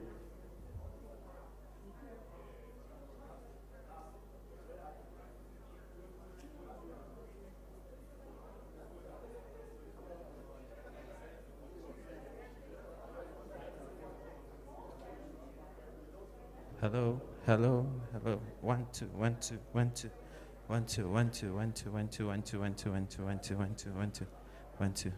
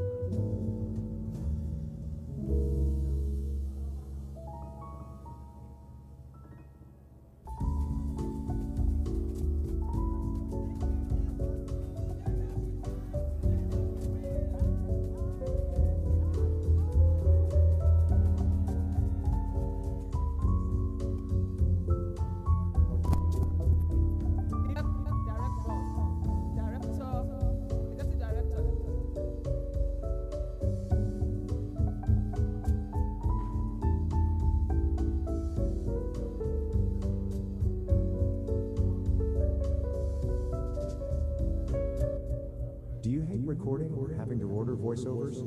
How cool would it be to be able to just enter your text and get a perfect sounding voiceover created for you in a snap?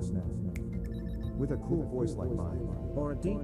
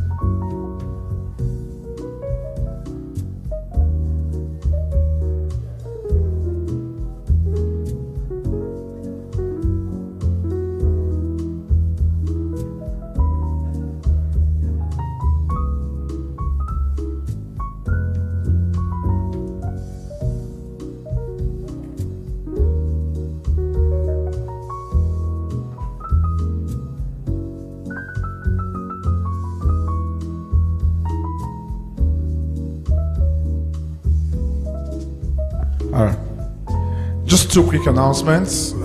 Good afternoon, ladies and gentlemen. First, we are going to be having fireside chats. Supposed to have that immediately now, but we just created a quick twist. It's a ministerial adjustment. So the NIA president and the minister just stepped out, but we'll be right back. So we'll go for our meal now. I don't know what that is called, lunch or breakfast. So we'll go for our meal now, and when we come back, we start with the fire chat 2. Hopefully the NIA president will be back, and we'll go to fire chat 1. So, but for now, we go for our meal. I've been told that there is an internal structure of how the meal will go. So I'm sure everyone has a meal ticket. PRO can help us, sir. The meal, everyone is going for their meal now. They have a way to do it. Okay, yeah. So the PRO will quickly help us direct that. PRO, sir.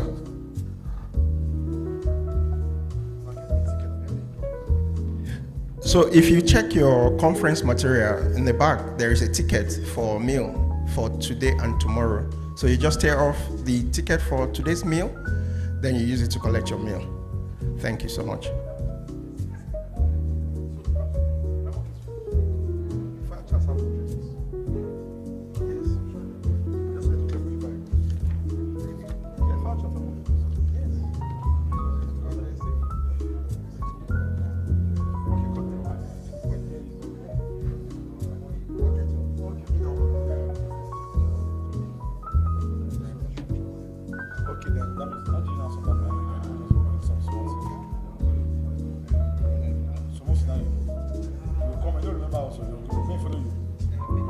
Joseph, follow.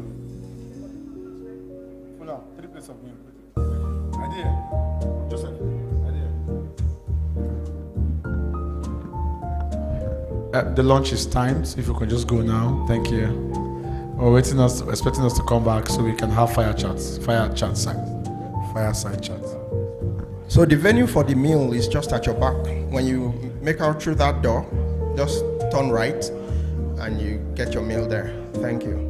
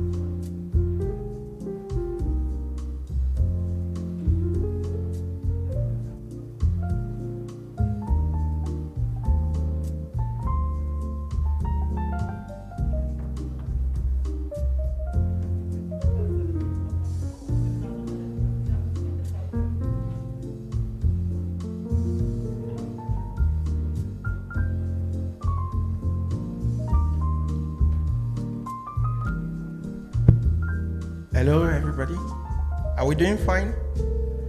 I just want to quickly confirm if everybody had eaten. Do we have anybody in the hall that has not eaten? You didn't want to eat?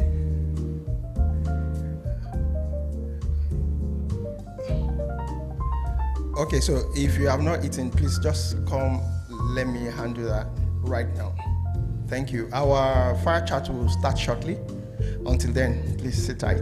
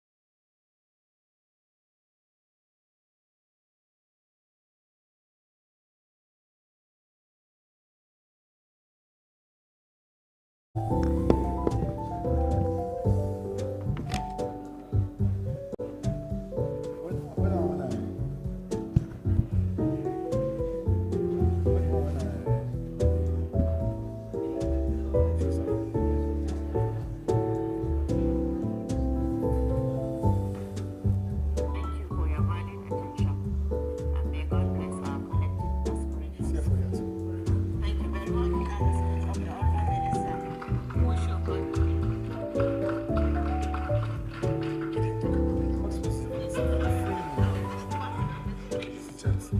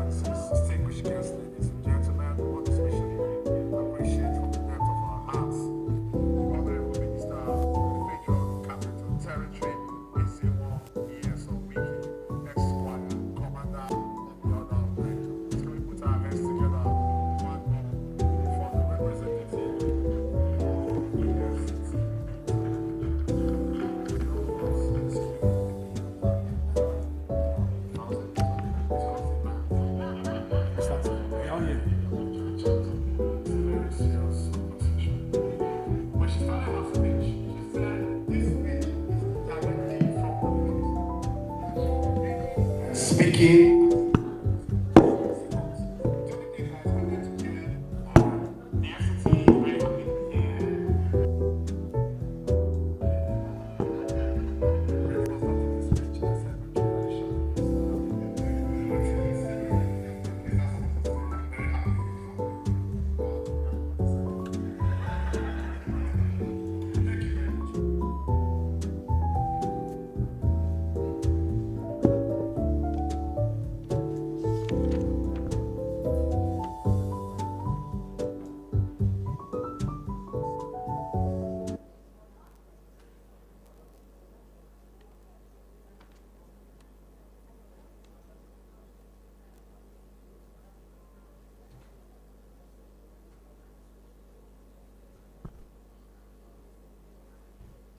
I'd like to say a very good afternoon to you all, distinguished guests, ladies and gentlemen.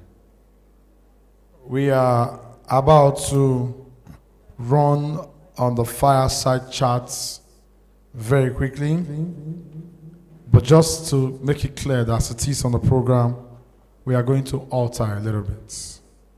We're going to start with the fireside chat 2.0. And that's integrated practices, architect-led design and build. So we're going to start with that. If you could just join me to alter that together. So we're going to fireside chat 2.0. And we're talking about integrated practices, architect-led design and build. Each fireside chat will be coming with a very capable and strong moderator. So my job, it's just very simple and straight. So I will get moderators for each fireside chat, and then we can take it up. And the moderator will take it up from there. I'd like to, first of all, introduce our panelists for this first fireside chat.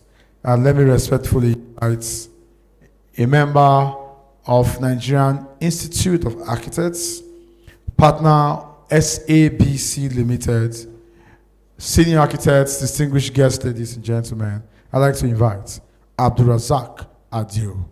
Please can we put our hands together for our first panelist.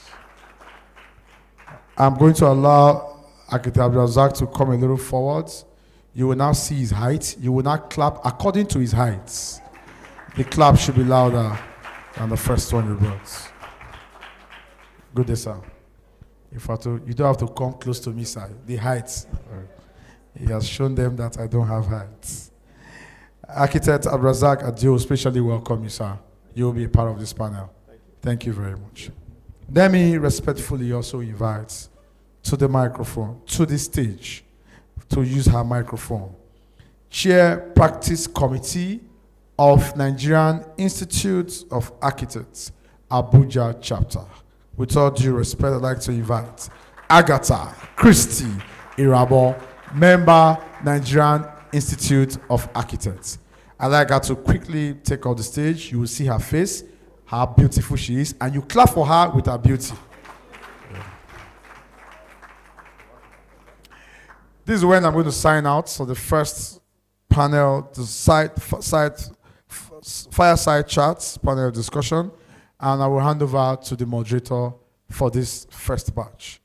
I'd like to respectfully invite our moderator for these segments, very senior architects, distinguished guests, ladies and gentlemen, the Vice Chair, Nigerian Institute of Architects, Abuja chapter. Ladies and gentlemen, please can we put our hands together for Ehi Essien. Asen, oh, sorry, sir. Architect Ehi Asen, member, Nigerian Institute of Architects. We're going to allow him to take a walk. You see his white cap. You will clap for him because he deserves it. Vice Chair, sir.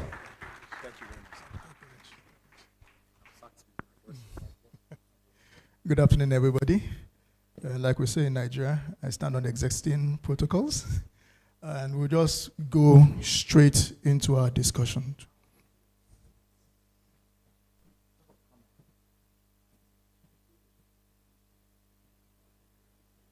Okay. Let me angle it better to have, yes. Okay. I'd like us to welcome our panelists, and we'll just go straight into the discussion, talking about architect-led businesses, integrated practices, and by the grace of God, we have two foremost practitioners within the FCT that will be driving this conversation. Personally, I have a particular bias for architect-led businesses, and I'll just like to just give you a small synopsis of why I volunteer to moderate this conversation, and probably to resonate with a number of us in the audience. So after graduating and working with my first architectural firm, naturally, instinctively, I just couldn't understand why those firms were not involved in construction. You really go to the site, supervise, and now get back to the comfort of our offices. And whether by dint of any foresight on my own part or just observed it, this trend is quite disturbing, because very soon, in going to supervise all these contractors on site, we're actually training them to become architect-led designers and builders, even though they're not architects. But because of the thoroughness with which architects within the NIA have conducted their professional practice, the details we come up with, we're basically arming these people. And in not so long a future, you will have our contractors competing with us. And we're in that day where we have a lot of non-architects, non-professional actors competing with us in that space. This is the discussion we intend to go through and come up with solutions at the end of the day. Without further ado, I would like Architect Agatha Christie. I formulated 5 questions which I believe, from my own experience and in conversation with them, touch on the areas that will help us to x-ray the issues that we have at hand. But first of all, we'll start with a brief introduction by them of their respective firms and their antecedents in the industry in this space, so that we can have further connections with them. I'll start with our lady architect, my foremost colleague as current practice chair. She succeeded me in office, and an excellent professional to introduce herself and her firm. Architect Agatha Christie, Yar'Adua, MNI. Okay. Thank you very much, Architect Ehi. I run a small practice, BC Planning and Developers. Just like you have said, from the onset of my profession as a student architect, I'd always wanted to do construction. And I recall during the periods of my, those mandatory days of months of tutelage, I insisted on, to be at the site instead of in the studio doing drawings. And that has actually pushed me in that direction. I thankfully have been in this for the past 12 years as a design and build architect. And I think currently my firm goes into partnerships with other companies to design and execute projects. And I think it's salient for us to talk about that now, being that we are discussing what has been in architecture, what we are experiencing now, and what we are hoping to experience in the future. And you know, we know that the practice of architecture in the last 10, 20 years is not what it is today. And as a result of that, we must rise up and try to, you know, bridge the gap as architects. And that's the reason why I am where I am. My practice is small, but there are other things I do currently. Thank you, Architect Agatha Christie. Architect Abdulrazak, adieu. Good afternoon, distinguished architects and ladies and gentlemen. Thank you once again, Ahi. My practice, SCBC Limited, is a construction company. But the journey before I arrived in this present destination, like every young architect from school, I had looked at graduating and working in a full architectural firm. You know, I like when I see architect go, I mean, having the monthly meeting after initiating designs and going back. But then the reality is not that when you come out of school and you start practicing. You go outside and then you realize that there's so much meetings and meetings and meetings, and sometimes the project suffers so much. You don't achieve so much. And then if you're really passionate about construction, you know that you don't only want to design and allow your design to die there. You want to see the realization of this design. Certain times you might have very good contractors that can make that happen. And then you have to put a lot of effort. But when you decide that, okay, I want to be in the picture, you now start looking at engaging in design and build and collaborating with other people to see how this can be better achieved. And just like my colleague mentioned earlier, things changed significantly in the last 20 years, whereby even clients became very, very smart.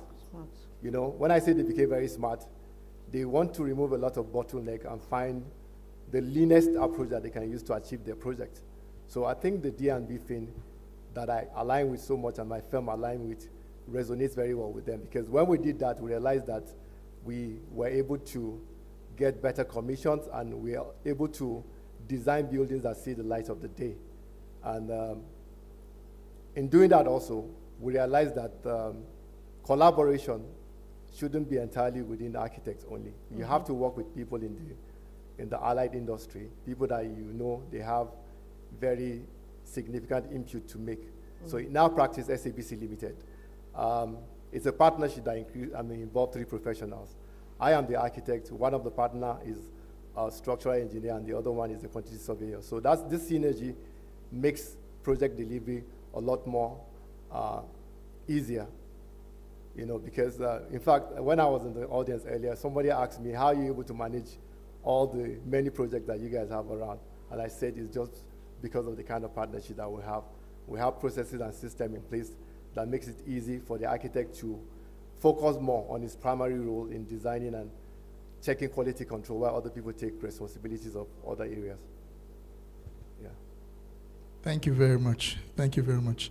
Now, before we start engaging with the audience, to ensure that we are all discussing the same thing, I would like both your respective understandings and perspective of what an integrated practice is and how does it differ from a consortium.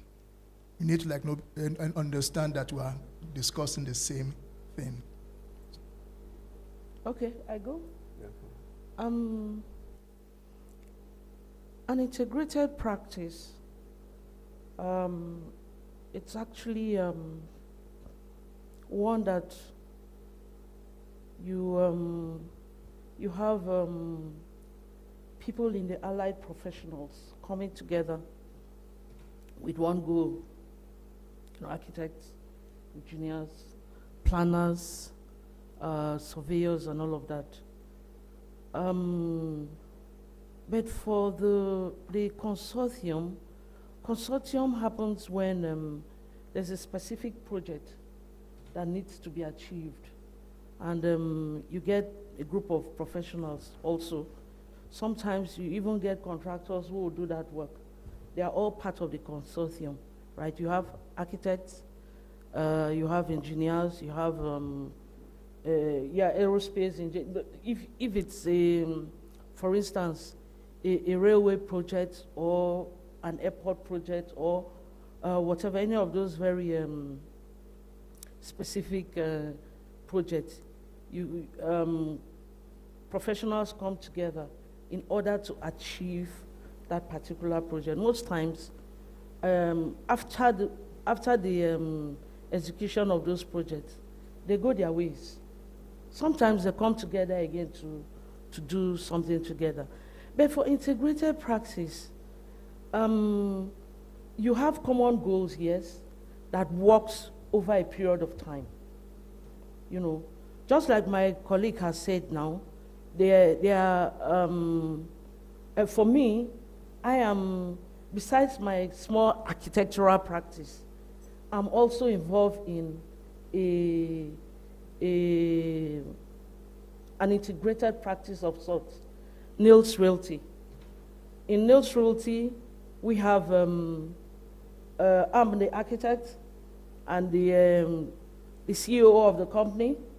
We have a CTO who is a civil engineer. I am a civil engineer. We have someone who is in finance. And then we also have someone who is, kind of brought everyone together.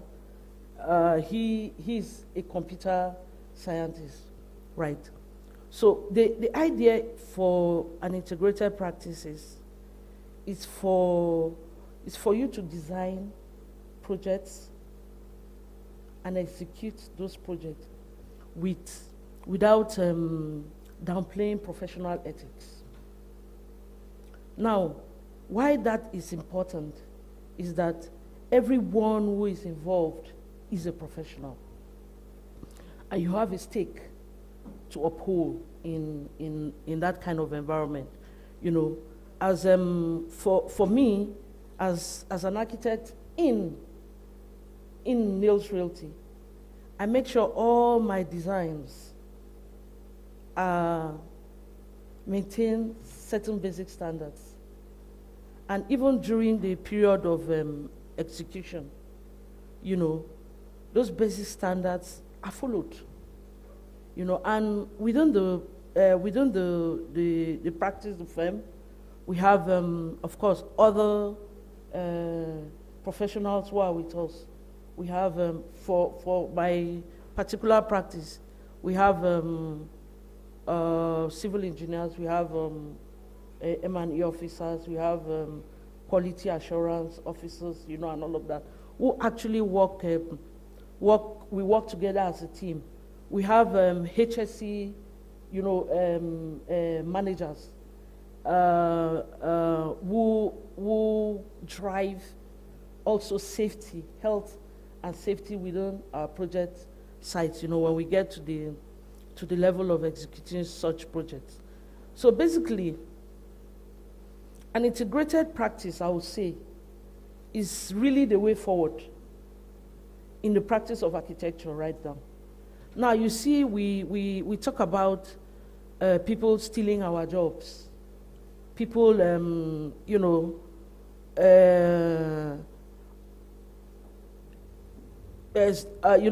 certain profession being extracted out of the architectural profession. I think about, I was still, a baby then, about 30, 40 years ago, doing research, you realize that a profession like project management was not there on its own, right? It's something new that has come in.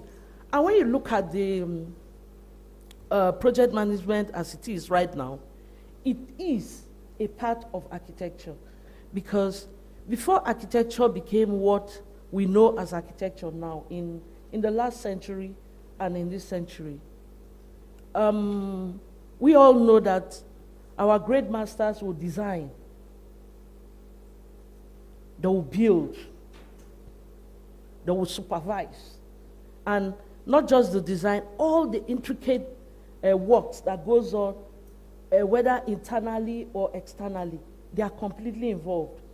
You know, you see projects running, projects will run over a lifespan of one architect. Someone else who has had some sort of tutelage will take over, right? And as a result of this, you see architectural masterpieces that today, in our generation, when you look at them, you will know that there's some work that was put in there. But because of the nature of practice right now, architects will build, walk away, just go for supervision sometimes once a month. They go for supervision sometimes, let's say twice in a month. It's a problem, because the design is your baby. You should be able to be part of it. And when you handle all of these aspects of the architectural practice, you are on top of it. You're handling project management, you're handling your interiors, you're handling your exterior works, you know, and all of that. And just about you're handling, you know, just about every other aspect of your design. And it's something that we should encourage as architects in the generation that we are living in. Because when you think of architecture, we were trained in such a way that we are thinkers.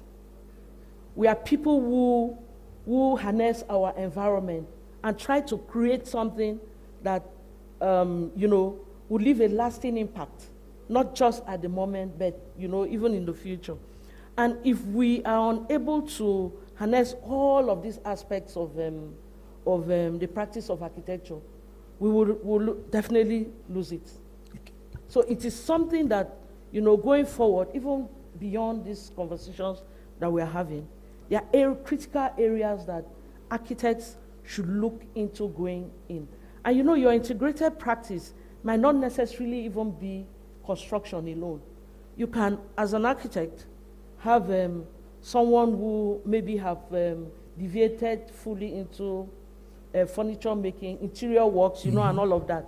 Yeah. Bring them in, and, you know, they are part and parcel of what you're doing, you know, and all of that. You know, just about every other aspect. So it is important that we talk about this, and then it's also important that we direct the young generation, the pattern, yes, the pattern that this should go, without downplaying our professional ethics while doing all of that. Thank you very much. Thank you very much.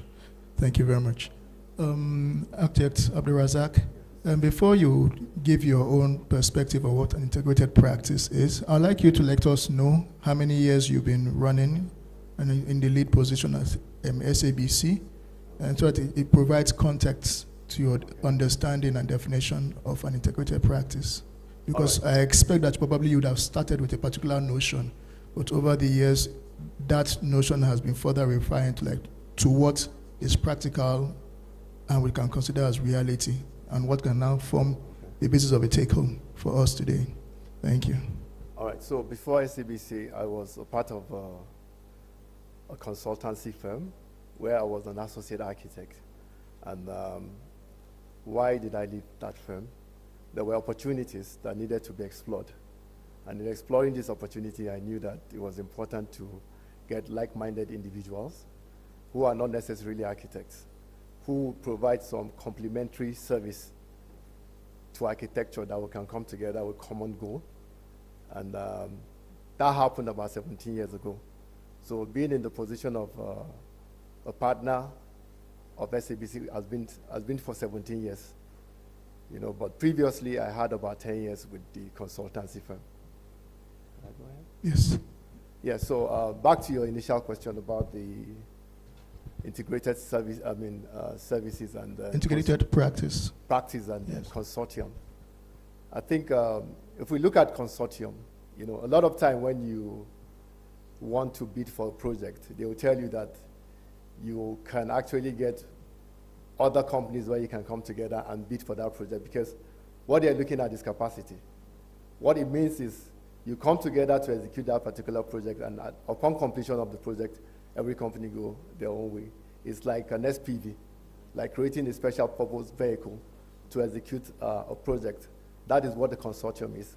But the integrated partnership, on the other hand, is a more permanent thing, in the sense that you come together and build capacity to enable you to take on projects, not only one project after the other. And then you are known to have this capacity, and anyone that is seeking to look for your services know that, okay, this is the expertise that exists, not on a temporary basis, but on a permanent basis, and you are engaged as such. Thank you very much. At this point, I would like to involve the audience concerning their own perspective on what has been said. My chair, with your permission, I would like to have the perspective of our special guest, the AIA president, with respect to what has been discussed and what you can contribute, because architecture is now a global industry. We ought not to be looking at it from a national or local perspectives if we want to compete. Whether we like it or not, we're already operating at a global level and competing, whether we are conscious of it or not. So with your, let me get the mic across to you.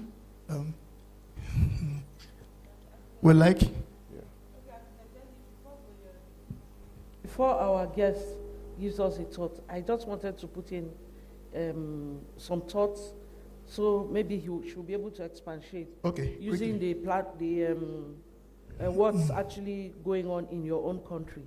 Now, for those of us listening, the integrated practice does not really have to be like you're running an architectural firm, right? You could look at what are the areas in architecture that are currently, if you will, for the young ones, trending. You look at our SDG goals for 2030, and you look at all that were mentioned to 17, I think, yes. SDG 11 cuts across literally every part of our profession.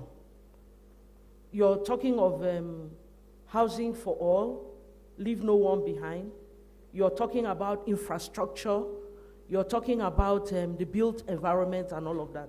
Now, as someone who may want to go into, you're looking to practice architecture, and you look at some of these areas where people are talking about now, that, things that are relevant to our sustainability, and all of that. If, for instance, as a young person or whoever, not necessarily young, you are doing things that are sustainable, producing or involved in materials that are sustainable and all of that, you can actually come together with, get a kind of... put together relevant professionals. Yes, with other professionals to be able to, pull this idea out. Now, we talk of alternative building materials and all of that. In Nigeria, there are so many areas where one can, that is out there untapped. I recall a few years ago, my siblings and I were trying to get my mom's house in the village retrofitted. And I recall that that house was built just when I was in primary 4 or 5 or so. And then we were trying to retrofit. For the lintel, on the lintel, there were no iron bars. Do you know what? And the workmen we brought in to try and break the lintel, their equipment, they lost about 2 equipment. There were no iron bars there. And the composition of the lintel was, you know, these palm nuts, palm kernel nuts. It's a mixture of the palm kernel nuts and the gravels, not the chippings we know. There's this round sea gravel. You see those ones a lot in the south. Pebbles. Pebbles, yes. And then the mixture was so strong that, you know, we were unable to bring this down. So there are so many areas where, you know, we on our own, you know, you can develop some of these things and then key them into normal practice. Okay. It's an untapped.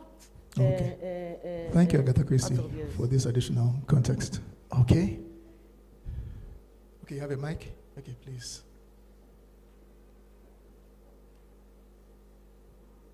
Well, thank you for inviting me to share some remarks, and thank you both for sharing your perspective. I've only been in Nigeria for 2 days, so I can't speak to the local practices, but I will share just what I've you know, gathered over the years that I've been practicing in the United States, and then the observations that I've made around the U.S. and some places globally, which now I'm happy to add Nigeria to the mix. You know, I think integrated practice is a really important thing that I think more architects should be more welcoming of, especially the younger generations, because the nature of our practice has changed. And you know, sitting in the you know, CEO roundtable yesterday, we talked about the you know, the fact that lots of other professions are sort of taking some of our territory over, as I called it, eating our lunch. And so we want more of our lunch back. And I think that integrated practice is a way to help us to achieve that. In my own personal experience, yes, I am an architect, and I've, you know, worked with a large global architecture firm, HOK, which is where I work now. I've also had my own small practice. I've also owned a real estate company, real estate private equity specifically. I've also owned a construction company. I've also owned a real estate broker. So lots of different things. And you know, I think architecture is the base, but you can build from there. I mean, it's like the foundation, right?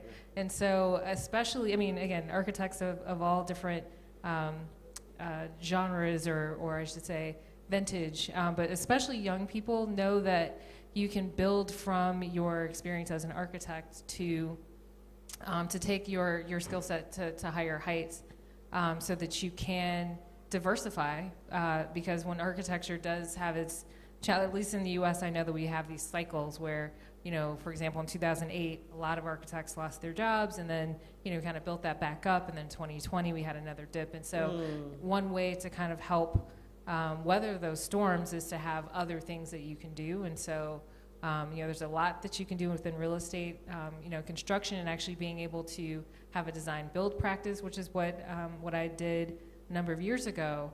Not only do you design what you you know, envision for your client, or in this case, my company was the client, but then you actually got to build that out. And not just the construction piece of it, but also the opportunity to facilitate workforce development, because at least where I'm from, Detroit, Michigan, there are a lot of young people who need jobs. And so to be able to train them in the construction trades, you know, men and women, you know, younger people who you know, have decided for whatever reason not to go to a traditional, you know, college, you know, they can learn how to, you know, to work on construction projects, and, you know, plumbing and electrical, and, you know, laying bricks and drywall, and all the different things that go into building. So thinking about development and design and construction holistically, I think is a really important thing. And then also tying in technology. AI, I mean, I don't know exactly what's going to happen with AI next week, the week after. That's It's like right. it's changing every single week. But we know that we have to pay attention to it. And I think that if, as architects, we're able to really, take a stance on embracing AI and letting it help us help ourselves instead of letting other aspects of other professionals sort of take over what we can do. I think it's up to us to really get out front on the AI issue. So between AI and taking more of our lunch back and all the different ways that we develop the built environment, I think that's really important. And as I said yesterday in the roundtable, architects can see the future. Yeah. And if we can see the future, if we take more control over helping to build the future, I think that just makes our vision that much more possible. It makes it more of a reality. So I say architects should take over everything. Architects should take over everything. Yes. And I'm very happy with this point that you have ended upon. Because, let me just, a little history. Now, the first firm I worked with, incidentally, was in the midst of when they were allocating mass housing lands, for estate developments in Abuja. There was under Minister El Rufai, and so there was an open invitation. And for some reason, we try as we did, not really even knowing what the value of those opportunities were. We just saw it from the yes, something to like another thing to like design. The firm did not put in its own application to be allocated their own parcel of land for real estate development. And even funny enough, even we architects that were advocating for such, it didn't even occur to us that you can register your own company and apply for such allocations because there wasn't any discrimination at that point in time. So you say like, no, and it harkens back to our training in the university. Professor Kurix made it very clear. We are fighting legacy issues of how we have been trained and raised within the profession, such that, like you said, being your own client was never a thinking. And so what happened is that, like, no, those same people that we trained, we supervise their works, give them architect certificates. If you don't do well, we'll pull down the structure. And they kept on learning how to be as good as us. And have a registered company. They now apply for their own land, and we now find that the space we did not occupy is what we're now struggling to and fill up. Before I come back to the panelists, I would like to ask anyone in the audience if you would have any point to contribute to these points before we now. Yes, please. Or questions. Point or questions, please. Please introduce yourself. Hello everyone, my name is Intisar Bashir Kurfi. I studied architecture from Ahmad Bello University, Zaria. I finished in 2015. So I agree with you that you said as time goes on, we are supposed to look for things to do other than, the mainstream architecture. Because while I was studying, I found out that there were enough architects that were, designing and building. So I was looking for something to do that, was more impactful and also that I can be on my own and it doesn't have to be the design and build. So I stumbled on how to recycle waste plastic into building materials, which I found, really interesting because I studied architecture, but still the building materials are still part of, absolutely, the architecture. So, and I started producing interlocking pavers from plastic waste and, bricks. So, and we've done quite a number of projects, and we've tested and people have bought from us, and it's something that I feel people should look for problems and ways of solving it. So from there, you see that we'll diversify in so many fields that are having gaps in them. Absolutely. Thank you very much. Thank you very much, architects. Your work in that space is quite remarkable. Yeah. You have actually occupied that space. She's owning that space, turning waste plastic into usable products. And she's actually a reference person in that sector. Thank you for what you do for the profession. Thank you. Any other contributions before we move on? Okay. Architect Abdulrazak, I would like to pose the next question. Now, interestingly, the next questions speak to the positives of integrated practices, and the next one the negatives. But then we all know the positives. Just for now, so that we all know the positives. But I would like you to go down memory lane and bring out the most striking and most negative experience you've had, in the course of building up your integrated practice. Let us start with those things that oftentimes we are not bold enough to discuss in public. But this is a family discussion. Let us learn from ourselves. Then we can now talk about the rosy ones. All right, that's fine. Yes, Thank you please. once again. One of the challenges I see with integrated partnership, and one of the experience that actually stood out for me is, in integrated services, you tend to take a lot of responsibility. So the risk that is there, if it's not well managed, it might amount to a lot of losses to you. For instance, now, for an architect-led design and build project, for instance, now, you do a design, and then you hand it over to the client, you agree, and you are commissioned to go ahead and do the construction.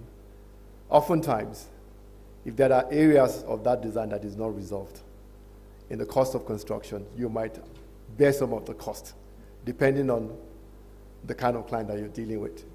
Because you put in all the effort from the beginning to make sure that you are as thorough as possible, but sometimes you might not see certain things. In this case at hand, actually, was also, I'd like to tell us again that sometimes it's important to make sure that you communicate effectively with your client. When you present designs to clients, sometimes they tell you that they understand what you have done, but during execution, there might be issues, and then they'll say, no, how did you do this, or how did you do that? So in this particular instance, the client came up and complained about certain volume of boardrooms within the space, and we had an agreement signed by his lawyer, but he wouldn't take that. It was the first project with the client, and haven't gone through a lot of bad clients. When you see a good one, So you want to please this client as much as possible. So when he came up with those things, we know if we go to court, we're going to win the case. But this is what we did. We stood our ground to say that our design decisions were what we're doing 100%, but we know he wasn't happy. And at this time, we're at about 85% done. And of course, everybody would dangle another carrot in front of you that after this project, you have another project again, just to make sure that you perform optimally. So this is how we manage the situation. We took whatever dissatisfactions that you have from what we're doing, and we costed it at the end of the day, and we went back to him and agreed that, okay, we're going to take 50% responsibility of this, shoulder the other 50%, and I think he came to us and we were able to manage the project effectively. And after that, of course, the carrot that he was dangling actually came to our table, and we're able to feast on that as well. So the point is, as architects, you don't have to be very rigid. A lot of times, you need to understand your clients very well and disabuse the fact that you think you're always right, especially when you do design. So for the integrated approach, I think this is one of the major areas that I see. For the other traditional approach, you have consultants. So there are issues, you can easily go back to the bill and say, oh, this wasn't part of the consideration. Anything additional, you have a QS or any other party to confirm that, and then they raise what you call it, the variation, and you're paid the difference. So in the integrated model, you have to be a lot more thorough. And that's why from the beginning, you have to have a lot of engagement within yourselves and the vendors to see areas where their input is required so that you start testing the budget from the beginning. It's not like the traditional approach where you have to wait after a long time. So from the beginning, you start looking at the budget and then you see whether it sits well with the clients or not. There have to be a lot of value optimization before you eventually agree on the options that are best for the project. So I think it is important to just look at things a lot more, thoroughly, knowing that you might actually lose a lot of money if those things are not clear at the time you go to the site. Thank you very much. Yeah. Now, having spoken on the negatives, can you highlight one positive? I know you've enjoyed several positives over your 17 years as lead partner, or maybe you can highlight one or two. Yes, the positive is the reason why. I'm sorry, sir, I would like a situation where you can tie it to the integrated practice approach. Okay. A positive that you normally wouldn't have enjoyed if it was a traditional architectural practice approach. I don't know if that is too much of a tall order. No, that's fine. All right then. Thank you very much. So the benefit of the integrated approach, they're numerous. When you look at communication, when you have a robust communication at every point of the project, when you have the ability to communicate with everybody that is involved, by so doing, you are crossing all the T's and dotting all the I's. So the fact that the integrated approach brings you closer to the people that you're working with, it actually minimizes the risk also in a certain way, because from the beginning, you're not handing over a drawing that is completed to the next person. You're doing a concept already, and when you're developing the concept, you're already inviting all the parties that are involved to share ideas in the concept. So while you're developing this concept, they already see some bottlenecks there, which they bring to your attention. And by bringing it to attention now, you now look for alternatives, way that you can, avoid some of these pitfalls. And also, when you look at the time that you use in executing this project, finally, using the integrated approach, you realize that problem solving is actually faster. As soon as the problem arises, you can actually find the people involved and you can solve them. So by minimizing the time and ensuring that the project delivery is on schedule is another way that you save a lot of funds, because oftentimes you embark on project and it might not be even because of communication and the time it takes for issues to be resolved. The project is extended, and in a very volatile economy like the one that we're experiencing now in Nigeria, time is a lot of money. You can afford to lose time. So you try as much as possible to shorten the time that you need to resolve issues to ensure that you don't expose yourself further. So communication is one aspect, and while discussing about communication, we've seen how it also creates savings for you. Also, as architect, the quality of what you do is actually enhanced under this approach, because the onus lies on you as a designer and the builder. You ensure that even if that were not very wholesome at the beginning, you can actually find a way to keep on doing iterations that can enhance whatever you've done. And this, for me, is a very, very significant advantage over the other approach where you have things already crystallized, and it will be difficult to change things. I'm not saying that in the integrated approach you have the liberty to change. Of course, you will carry the client along, and as far as you know that he's not making too much or making extra payment, he might likely agree with the decision that you're taking to enhance the performance of the structure of the building that you're doing. Thank you very much. I'd like to thank both of you for your contributions on this topic. And even as I round up this current session, the conversation hasn't ended. Now, the topics that we'll be discussing are topics that have been carefully chosen in conjunction with the chapter chair to form the basis of conversations that we'll be having over the next 1 year, the next 2 years, so that we can have deliberate, well thought out action plans. agenda, her plan is that when we're meeting at our next annual general meeting, and in 2 years' time, we'll be able to like say, these were the things we discussed, and these are how we've been able to implement it, all of us putting our hands together, and this is where we have reached. So just watch out for on all our media channels. We shall continue this conversation beyond this time. Thank you, Madam President, for your contribution. Madam at the top, you're welcome. And with that, let us give a round of applause to our panelists and thank them for their service. Thank you very much. Thank you very much.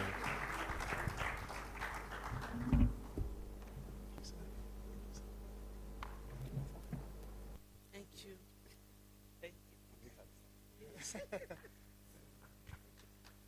Okay, yes, let us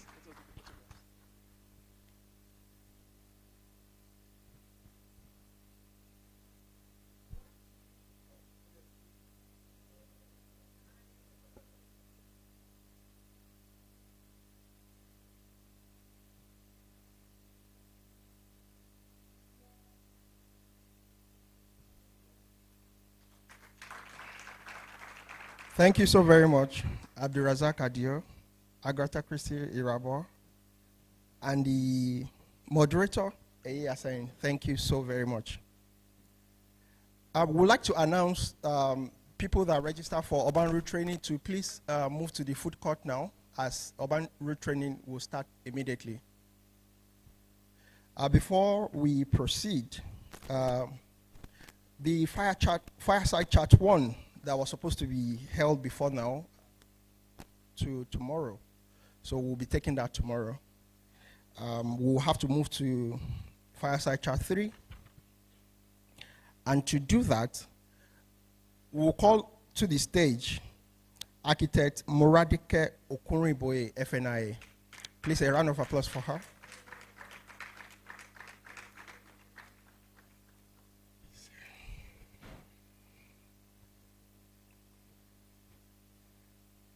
As well, we would like to invite on the stage architect Kawu Mohammed, Managing Director, DigiBuild Consult Limited.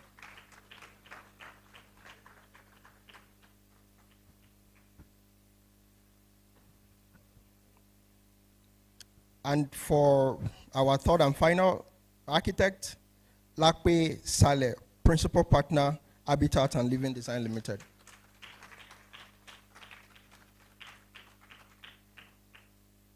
To moderate this, we will call on stage architect Agatha Odigi, Chair, Library and Publications, NIA Abuja Chapter.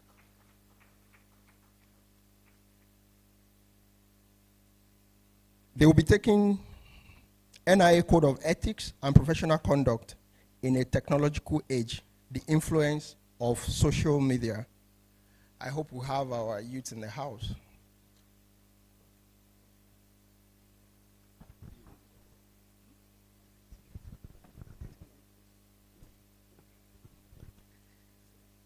Good afternoon, ladies and gentlemen. Permit me to stand on existing protocol. My job here is very simple and straightforward, and I'll keep things short and sweet.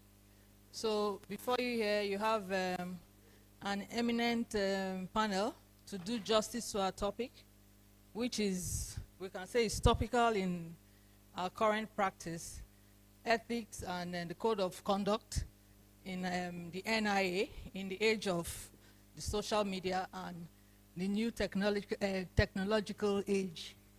So, like he said, I'm your moderator. My name is architect Agatha Odigi. Thank you.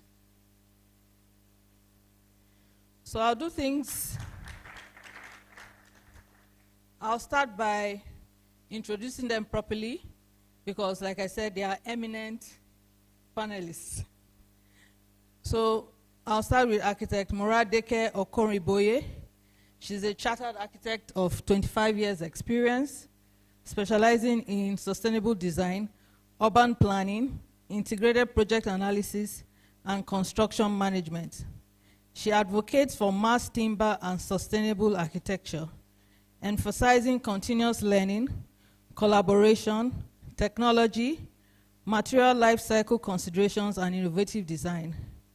Moradeke serves on the International Union of Architects, UIA, SDG Commission, and the Public Health Group, and is a Federal Ministry of Housing tax team member, developing building materials manufacturing hubs in Nigeria.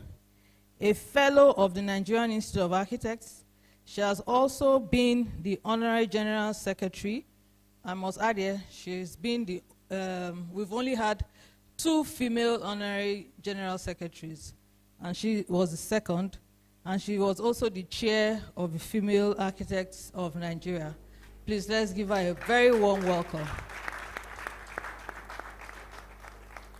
Next to her is architect Mohammed A. Kao. He hails from, he's a proud indigene of Niger State. He keeps emphasizing that. He attended primary and secondary schools in Kano. He earned a B.Tech and M.Tech in architecture from the Federal University of Technology, Mina, Niger State. He completed his industrial training with Quaditech Consultants and his NYSC with Newpro Quant Consultants Limited. He has also worked with Christian Taddy and Partners. He received tutelage from architect Ben Nadado and Azmi Sassi. He also worked with Turnkey Projects Nigeria Limited and has worked on numerous public and private projects. He has attended several national and international conferences. He has participated in various committees and subcommittees of the Nigerian Institute of Architects, both at chapter and national levels. He is currently a member of the Electoral Committee of the NIAABC Abuja chapter, and he is the managing director of DG Build Consult Limited, a design and build firm based here in Abuja. Please, let's give him a warm round of applause. Architect Lape Odekule Saleh is a registered architect and designer with over 15 years of experience in the AEC industry. Since 2015, she has been a principal partner of Habitat and Living Design Limited, a multidisciplinary design and build firm based in Abuja, with various projects that cut across various strata of clientele. She's a co-founder of AD Connect, a forum and workshop for architects and designers in business, which has run successfully for 8 years. She has held various positions in professional associations, such as working on committees in the Nigerian Institute of Architects and as the pioneer chair of IDAN Abuja chapter. She's passionate about innovation in the field of architecture, specializing in Afrocentric, sustainable, and BIM-focused solutions and applications in design and construction of building. This has culminated in the building of Greenhouse, an Afrocentric, sustainable commercial building of note in Abuja. Since 2022, she has received certification as an IFC Edge expert and a certified BIM manager. Please give her a round of applause. So as you can see, I wasn't joking that my panelists are eminently qualified to do justice to this topic. So Actor Mo, so I'll start with you, please. So what is really the role, what I'm starting is based on your wealth of experience, both in private practice and in public service. So what is really the role of ethics and the code of conduct in our profession? Thank you very much. Basically, our code of conduct and the ethics of the profession is directed to the society, the environment. What's that? This is what.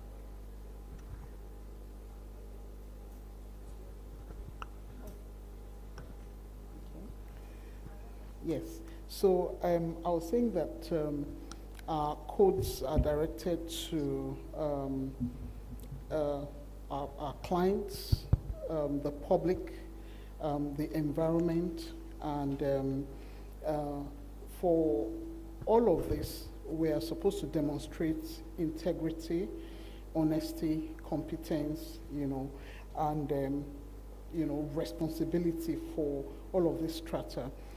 That's basically what you do as an architect. If our codes will say that when you take up a commission, you must be competent to to service that commission from the beginning to the end.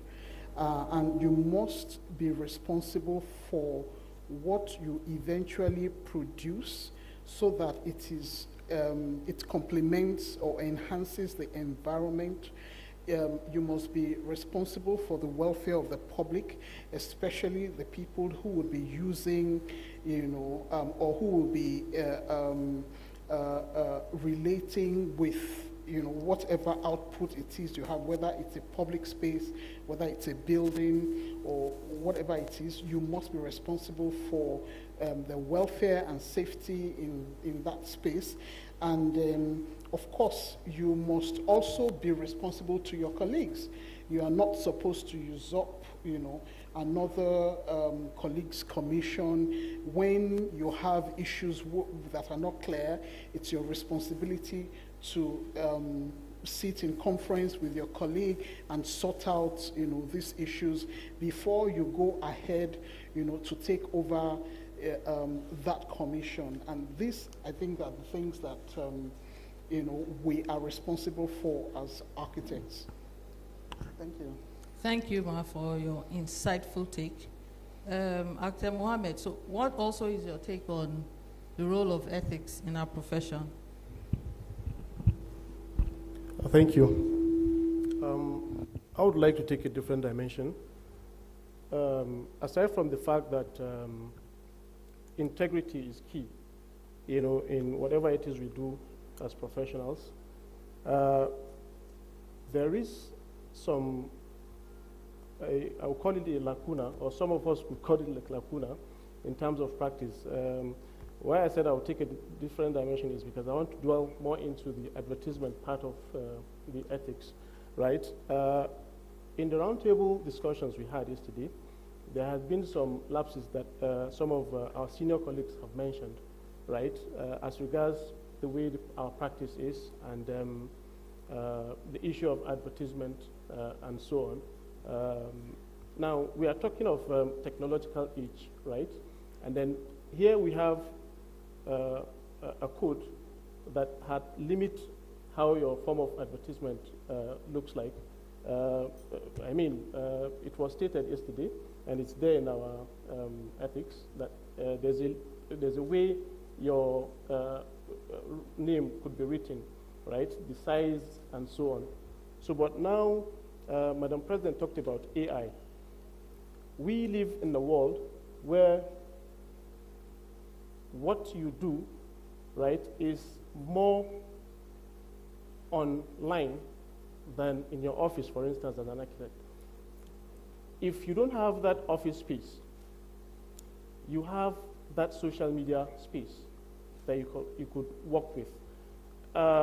It does wonders. You have so many things you could do online, right, that could tell who you are as an architect.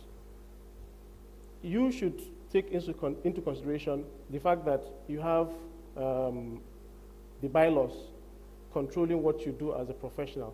However, you could have, say, a social media space. If I ask the question now, that how many of us have social media spaces? Almost everyone has. But how many of us have, or their firms have social media spaces? Very few of us. Now, what you could do with social media space of your firm is way more than you having an office set up. You can display your works in your offices. However, in your social media space, you can equally do that. That's why I said lacuna in our code of conduct. Because as much as possible, the code doesn't stipulate or state how you could deal with social media. And that's one of the reasons why I think it is important we go with what Madam President said yesterday as regards review of our bylaws and see how we could touch into the code of conduct. Now, when you have an office space, or rather social media space for your firm, you could display your works there. Now, not just display your work, you could see how you could engage social media influencers, right? To see how they propagate your works. Bearing in mind, of course, that you know that there are rules guiding you. You know, I want to cite an instance. There was a time ago, the road safety corps was talking about driving and making calls. Now, he said clearly that the law says you cannot drive and make call. But now, here you have a vehicle that the manufacturers have integrated hands-free call. So he was asked by the interviewer that, look, can't somebody use his Bluetooth or hands-free and make call while driving? And he said the law is clear, right? But I have my vehicle that is manufactured by the manufacturer, and he has installed the hands-free, and then I have to make use of it. So what's the law saying? I'm trying to bring that to what we have as our own code of conduct, right? So the code of conduct is silent in that aspect. As much as possible, we can use that to our own advantage, right, to blow out our practice. It was said yesterday that, look, more architects, people don't know about architects. Why don't they know about architects? Every person has a handheld device. He has his phone.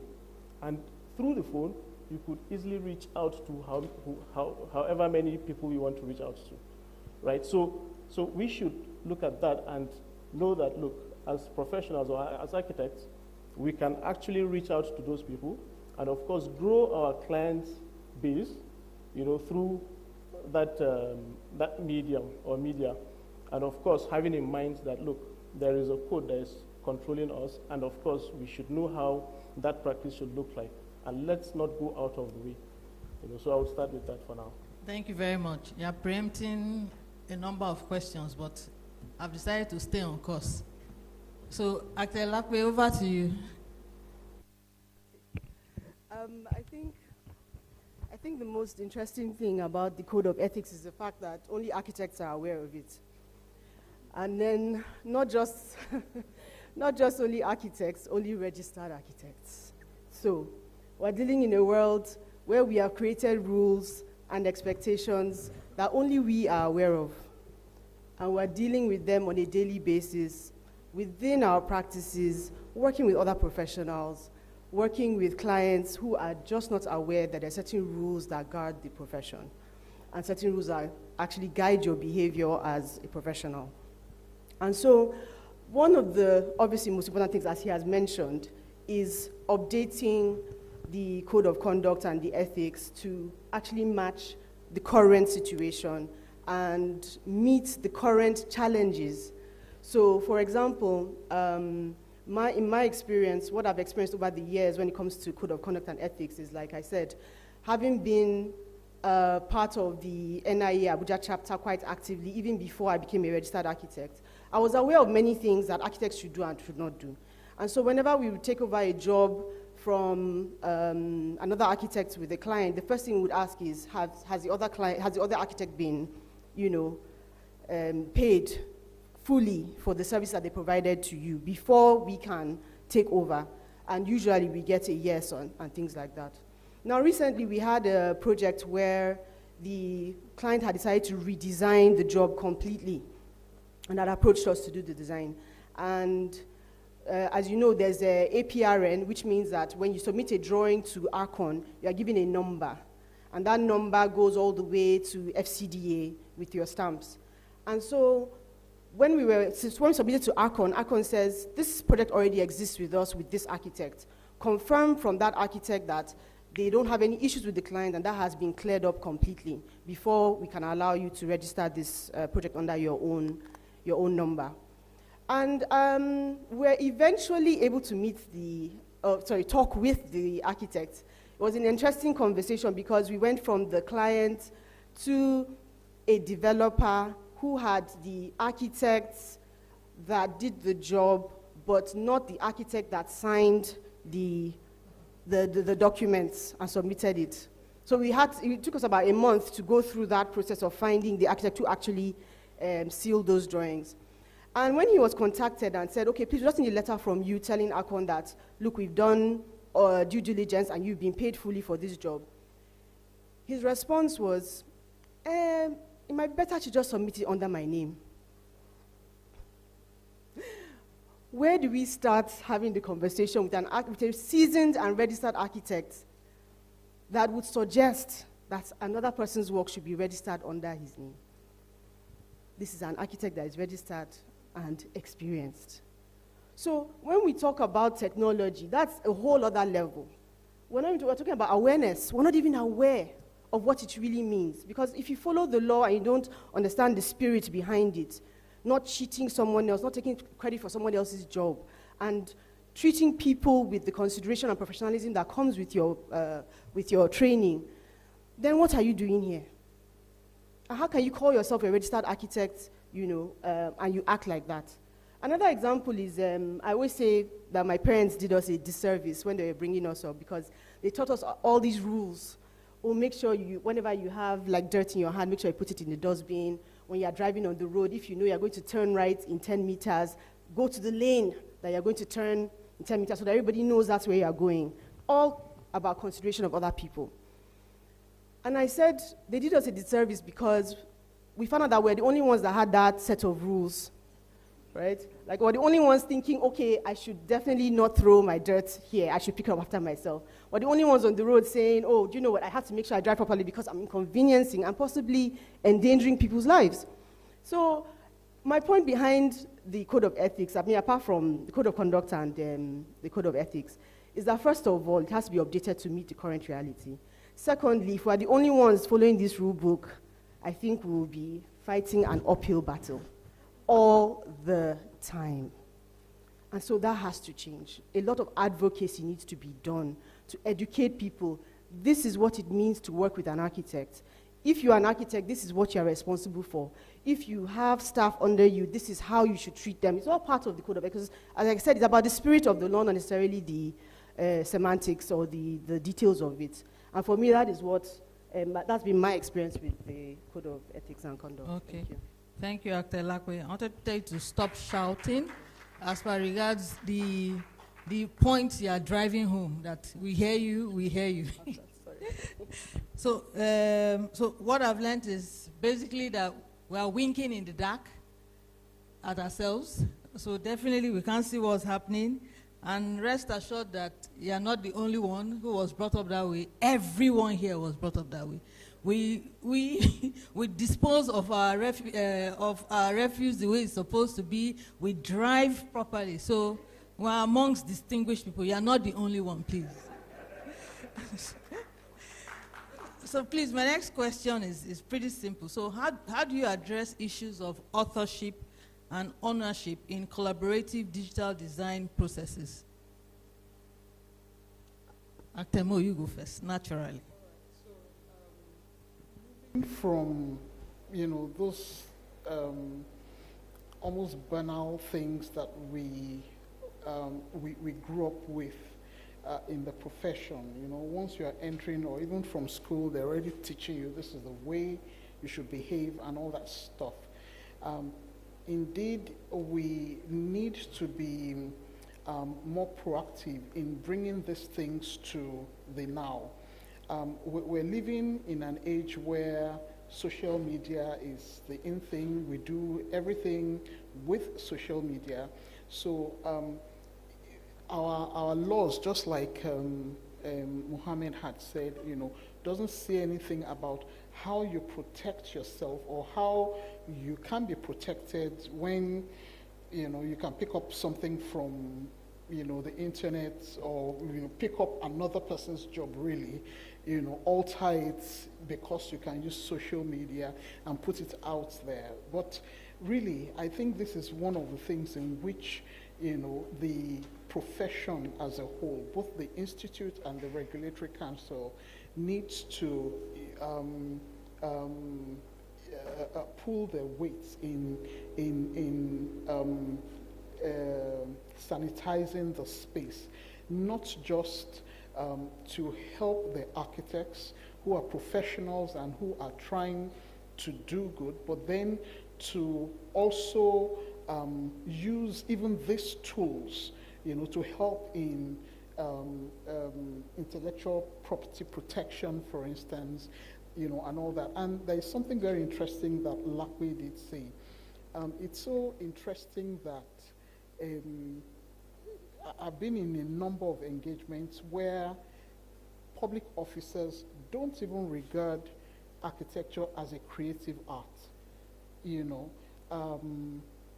There was once we were talking to the Minister of Information, and he was talking about creatives, and architects were excluded, and he just could not understand how architecture is related to, or is a creative art. Also recently, we were in an engagement, where the Ministry of Trade, Investments, and whatever, they were trying to develop the rules of engagement, so to say, for Nigeria under the Africa Continental Free Trade Agreement. And they only understood architecture as a business or a service. They wouldn't allow us to get into the creative space. You understand? Architecture was not recognized under tourism. Architecture was not recognized under transport. Architecture was not recognized under creative arts, but we were just seen as a service.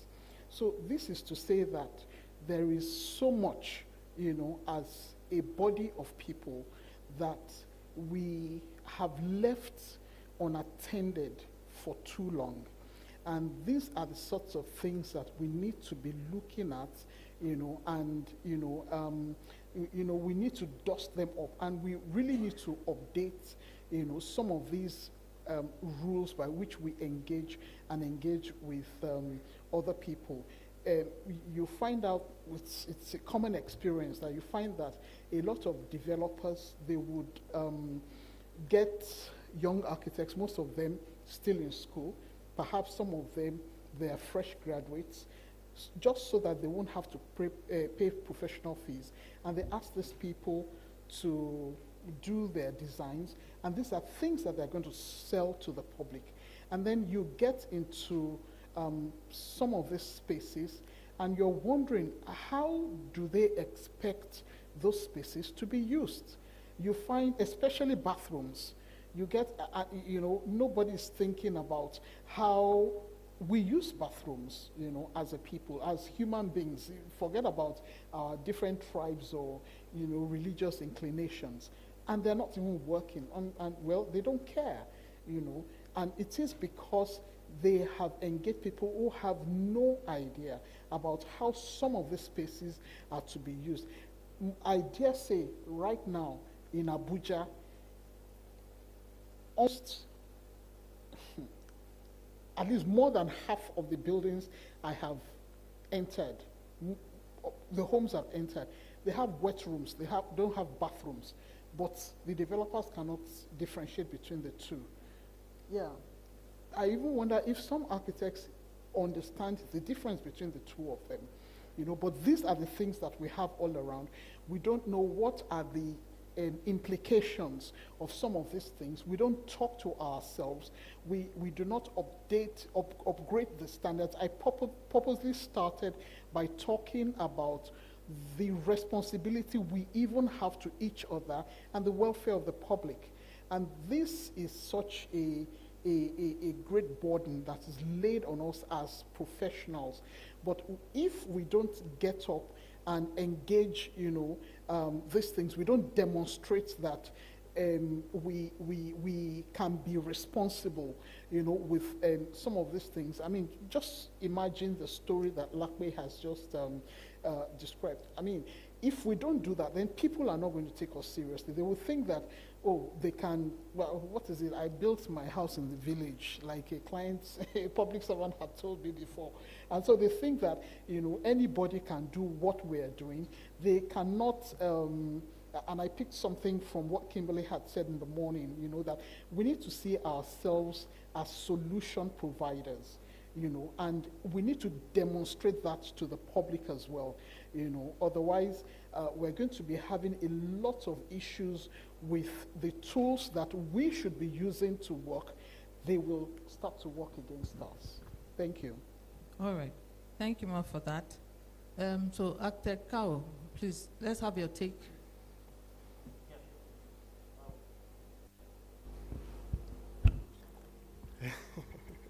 So on the issue of protection, I would like to look at it from two perspectives. Sorry, please, the question is, how do you address issues of authorship and ownership in collaborative digital design processes? Ownership, I understand. Yeah. Now, I think they are interrelated in a way. Let me land. First, I think we should empower an evaluation committee under the NIA, right, to see how they could go around developments in and around the cities, not just FCT, but across the nation. For every state chapter, there should be an evaluation and monitoring committee that would be empowered and ensure that what the authorities are approving and works are done are in line with what the architect has provided for, right? When it comes to the issue of the architect and his work, now, there is the issue of trademark. When you have your work being displayed, especially in the social media space. Permit me to dwell into the social media, because today's world, believe you me, most things are happening there, so I would want to dwell into that. Now, when you have a trademark and you probably want to upload your video, probably in YouTube, now that trademark goes a long way in telling how that work is, and how whoever uses that for anything would always go back to you because of that, your trademark. Same thing with all your social media spaces. It could be Instagram, X, and so on. You have your trademark. Anytime you upload anything there, it comes up, and whoever makes use of it, it goes back to you. Now, I think at this point it's important I mentioned that you permit me to use the word professional. We have to be professionally ruthless. Why do I say so? When you go out today as an architect and you say something or do something, we are really not taken serious, especially when we say we are members of this association or that association or institute. But whenever, for instance, a lawyer comes up and he says, I'm a member of the MBA, he's been taken serious. Why do you think so? It's because of that joint partnership. They work together. Do we really work together? It's a question we need to dwell on, right? And are we being taken serious? How do we intend to be taken serious in this age? It's by coming out. It's by making that very professional, important mark. We have to come out as architects to tell what we do. The bottom line remains that we are problem solvers, not just design and build. Wherever you have a problem, believe you me, if you put an architect in that equation, 50% or more of your problems will be solved. So we have to bring out that to the society to see us, to understand us. And we can only do that when we bring out ourselves, when we go out there, especially to social media and so on. Of course, bearing in mind that there's a rule that guides whatever we do, especially in the social media of today. Thank you very much. Dr. Lakbe, with your expertise in building information management, throw some, let's have your perspective concerning this question, that how would you address issues of authorship and ownership in collaborative design processes? Yes, in fact, first of all, thank you for repeating the question. I didn't want to be the Olodo in the group and start asking, what was that question again? Can you repeat it? Okay, thank you, Mohammed, for taking the hit. Okay, so first of all, the solution to what you're talking about is BIM.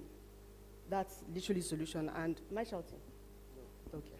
The solution that we're talking about really is building information modeling. Now, most of us in this part of the world do not use original software, and so we can't really take full advantage of BIM. But one of the things I learned when I was becoming a BIM manager was just, it's a wonderful way to actually project manage from an architect or from a designer's perspective. It goes all the way from the internal processes in your office to working with other people, working in integrated teams, working with clients, as in there's a whole way of management that BIM just provides, and it's actually quite beautiful, especially if you can implement it.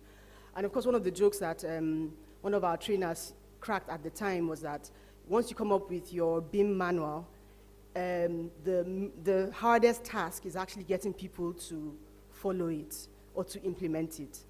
So I've been lucky enough, we recently, or maybe about a year ago, we formed a consortium with other consultants, with a structural engineer, M&E.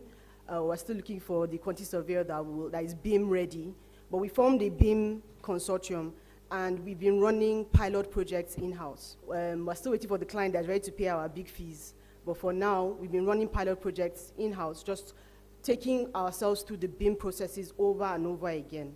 Now, one of the things with BIM is that once the building or the element is authored by an individual, that goes all the way through in all the documentation and everything that comes out from it, all the way to the end. Even within BIM management, you have a situation where I author something, but you are only allowed to comment on it or give feedback on it. You cannot touch the raw file. You can't touch the raw document. So, in fact, if we are working less in silos in our softwares and you are using Revit, you are using ArchiCAD, you are using structural civil works and things like that, the format for sharing really should be the international format. But that thing carries so much information. Those files carry so much information, including authorship and ownership. And so wherever that file goes, no matter what happens, it has the name of the professional that actually produced it. And in those processes, there are different ways of dealing with that file. So if as an architect I receive a file from a structural engineer, I can only comment or suggest changes. I can't actually change that file. That's where authorship and ownership comes in a collaborative process using BIM. Now, another issue that happens a lot, again, is with AI. So I know that about last year, some artists had taken I think ChatGPT or Midjourney to court because they felt that their images were some of the source images used for some of the images that were now regenerated from AI. It's a very delicate thing that we have to balance, and because we are all architects, and like Actor Mo said, we are in the creative space. It's a very delicate thing to balance. So first of all, when you go on Pinterest or wherever you get your inspiration from, how do we differentiate between inspiration and straight up copy? When you look at 10 different things and then you come up with your own idea based on what you saw, are you copying it or are you being inspired by it? So that's what AI does, right? It synthesizes from a lot of information, obviously millions and millions of images to give you what it thinks you are looking for. Is that not just a faster or a more a digital process of what you do every day, every time you're looking for inspiration? So it's a very funny and very thin line that I think only regulation will be able to address.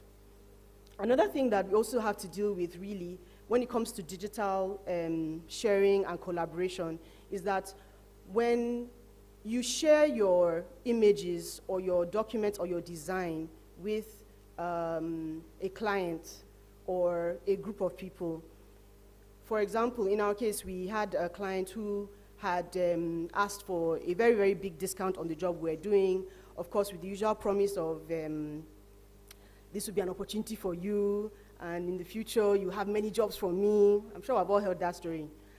So this client had a discounted price. Then they were insisting that we remove our logos from the images, from our 3D images and our architectural visualizations.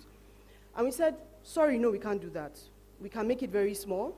We can put it in the corner, but the watermark must be there, that this is our property. And so I got a lecture about how I wasn't a team player, and that in the future, people wouldn't want to work with me since I was difficult, insisting that my document should have my name on it.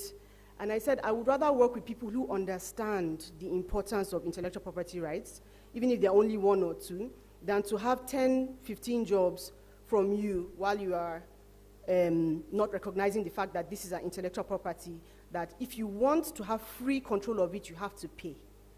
It has to be paid for. So authorship and ownership ensures that whoever the designer is, you actually receive your just reward for what you have created. And finally, another thing that comes with authorship and ownership, for example, is in real estate, it's quite difficult. And when they were describing, or they're talking about design and build, so you have an in-house department of architects, and we're building, oh my God, 10,000 estates around Nigeria. How does the team take ownership of those buildings or those designs around the whole country or around the whole world or whatever it is that it's being deployed on? How do you recognize those individuals that came together to create those things when they came together under a body, just like your staff in your office are also under you, and what they create can be recognized as their creations but also under your company?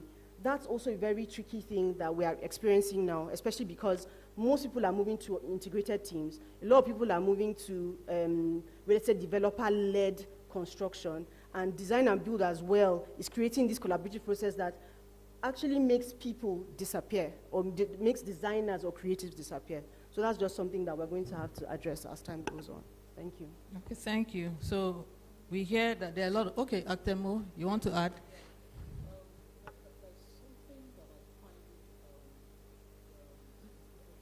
There's something I find, that's very common with us now, and that is the fact that we do not generate the data that inform our designs, So it's one of the reasons why we actually cannot, put our stamps on those designs, because we haven't done those basic things, those standard things that make us do year one and year two, in architecture. And, because we don't get into that, it sort of has a multiplier effect in the other things that we do, that, we therefore cannot, in an empirical and systematic manner, come to solutions that we need to get. We just, assume that the solution for a particular problem that is put, before us it has to be this, because again, like I said, we haven't been informed by data. I have a daughter who is a cyber security professional, and she's always querying me on this. And, this is one of those things that we need to become mindful of, as architects. We need to, sometimes the stamp that we need to put on our work is actually, this body of data that led to whatever solutions that, we are presenting. And I had an experience a few years ago. I was working with some friends, and especially in this time that we're talking about sustainability and we're talking about recycling, products and all that. So they are based in Lagos, and they had put together this, prototype. They were supposed to be for, schools, designed in containers and stuff like that. I was actually pleasantly surprised that you could walk into the copyright office in Abuja, and in 24 hours get your work registered so that no other person can use that job. Now, these are some of the, even the office, they don't care, they're just doing their own job, you know, and they don't know. But then these are things that we should know and take advantage of. So sometimes when we have come and generated some of all of this, that back-end work that we have done, and we come up with a solution, we can actually copyright, you know, these solutions that we have. Well, not copyright, patent. We can lay patents on some of the solutions that you know, we generate, and then we can begin to earn, like Lakwe is saying, because when people know that there are trademarks, there are patent rights on some of the, they can't just use them anyhow. You would agree with me, especially around Lokogoma, Life Camp Extension area. There is a particular building type that was initially built by Sahara Homes, but it's all over the place and with different estate managers. It could be because they didn't even want to bother to go through the development control process of having to get new approvals for, you know, for new designs. So they just took the one that has been approved and they keep stamping it in all these other estates, yes, other locations, and by different, you know, very different people. Now, these are things that we really should query, because we are supposed to be the, should I say, custodians of, you know, or the guardians, okay, the guardians of what our, you know, urban environment looks like. But if we are not, you know, if we don't even notice, we don't know what is going on, we therefore cannot control, you know, the things that are being put out there. And really, one of the responsibilities we have is, you know, we have that responsibility to the public, we have the responsibility to our clients as well as, you know, each other. Thank you. Thank you for your insightful contribution, Ma. Please, a quick announcement. The urban route training is ongoing at the food court for members who registered. Thank you. So on your thoughts concerning, that's Actemo, just reminded me of something. So I remember once I was working on a project and I went through, I don't know, for some reason, maybe I was looking for some information. I went through our code of professional conduct and ethics.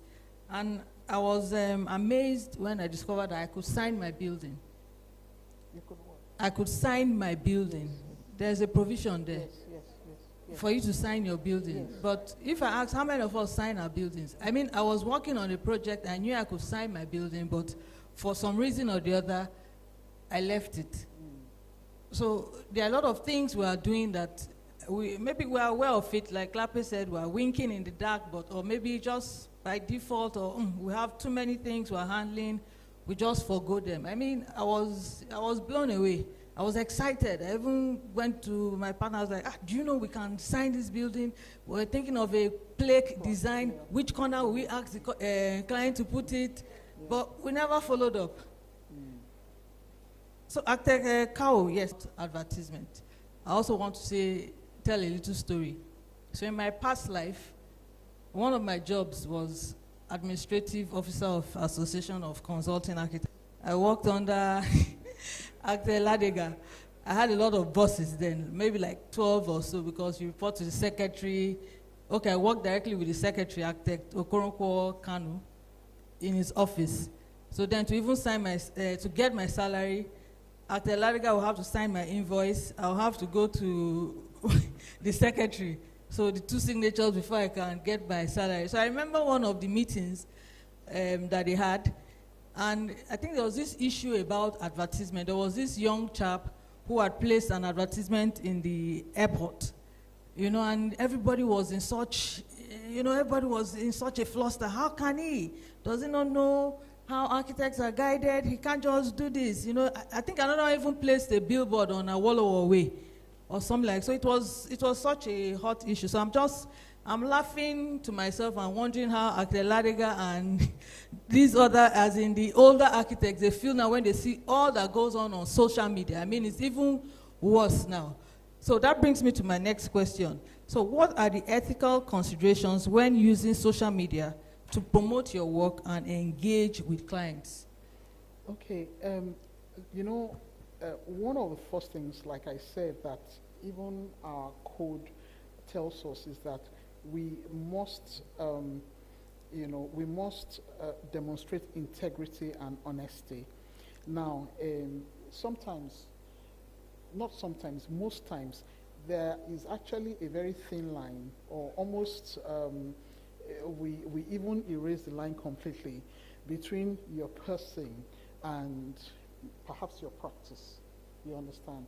So, you know, but these are things that, you know, we need to give more consideration, you know, we need to give more consideration to.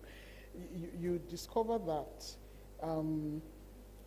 people will take works, you know, and they will manipulate them with, you know, all the AIs and whatnot, and it becomes a problem.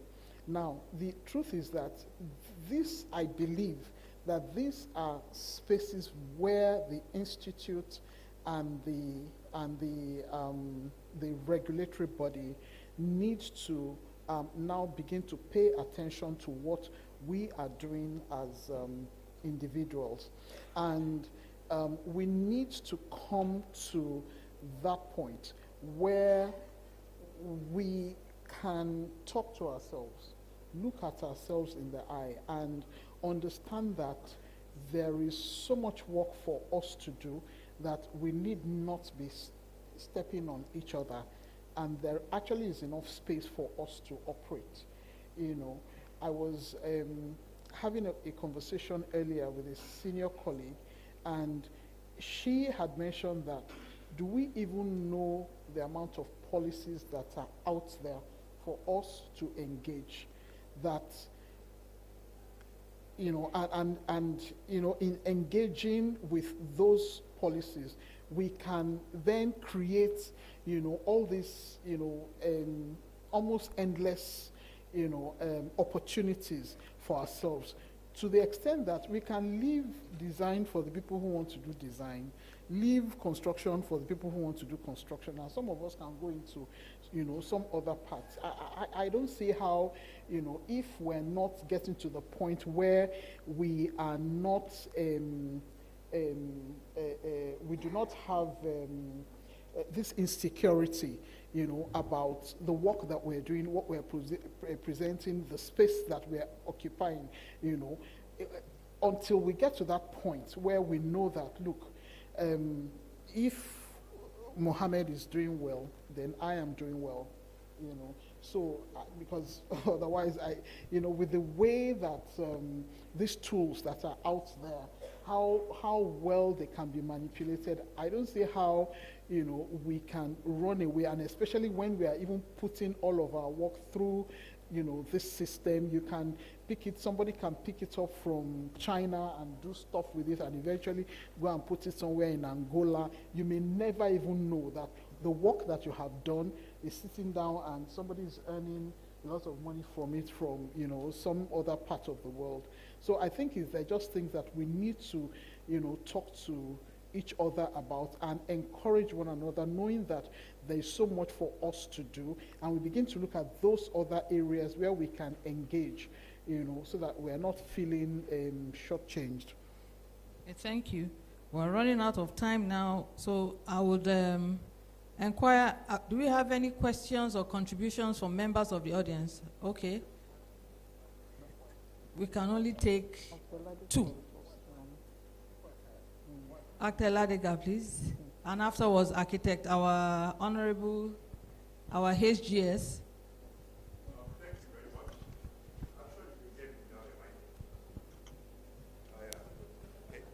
Thank you. Thank you. I'd just like to make an observation regarding the question of ownership and copyright, especially as it relates to, and I think that aspect of the question was not addressed, as it relates to ownership of a BIM model. Because when you operate, when you carry out a project in a BIM environment, you have a single model that every other collaborator as part of the design team contributes into, because you must have a single source of truth, which becomes your single BIM model. The process initiation may start with the architect, but you begin to consume what is being generated by all the other collaborators into it. Who owns that model? I think that is a big question, because ultimately it is a co-authored work. The architect's work forming the primary upon which all the others made their inputs into it. Everything they have done is absorbed, consumed, which is the language used in BIM, consumed into the BIM model. So you have a single model. And ultimately, that model may have to be, or is at times passed over to the project owner for facility management purposes. So the big question then is, when it's been co-authored, who takes the ownership and the issue of copyright? And especially since it's also something that will be passed on for FM purposes. Otherwise, which is the whole essence of BIM, when you go from D1 to D7, it ultimately means that it's also used as a live platform for the operation and management of that facility. And I think that is where the question is. It's still a big question. I don't know if our American counterparts can assist us with their own experience with how they've dealt with that matter. But that question of ownership is a big one. And I think the profession and all the profession AEC industry has to look into it to define that. Because you have a single model that everyone has contributed to. And it becomes the single source of truth for the project.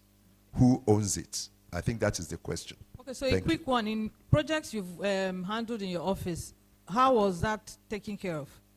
Well, the BIM model, because you see, it's a big question because you have the single model that is used for the construction process.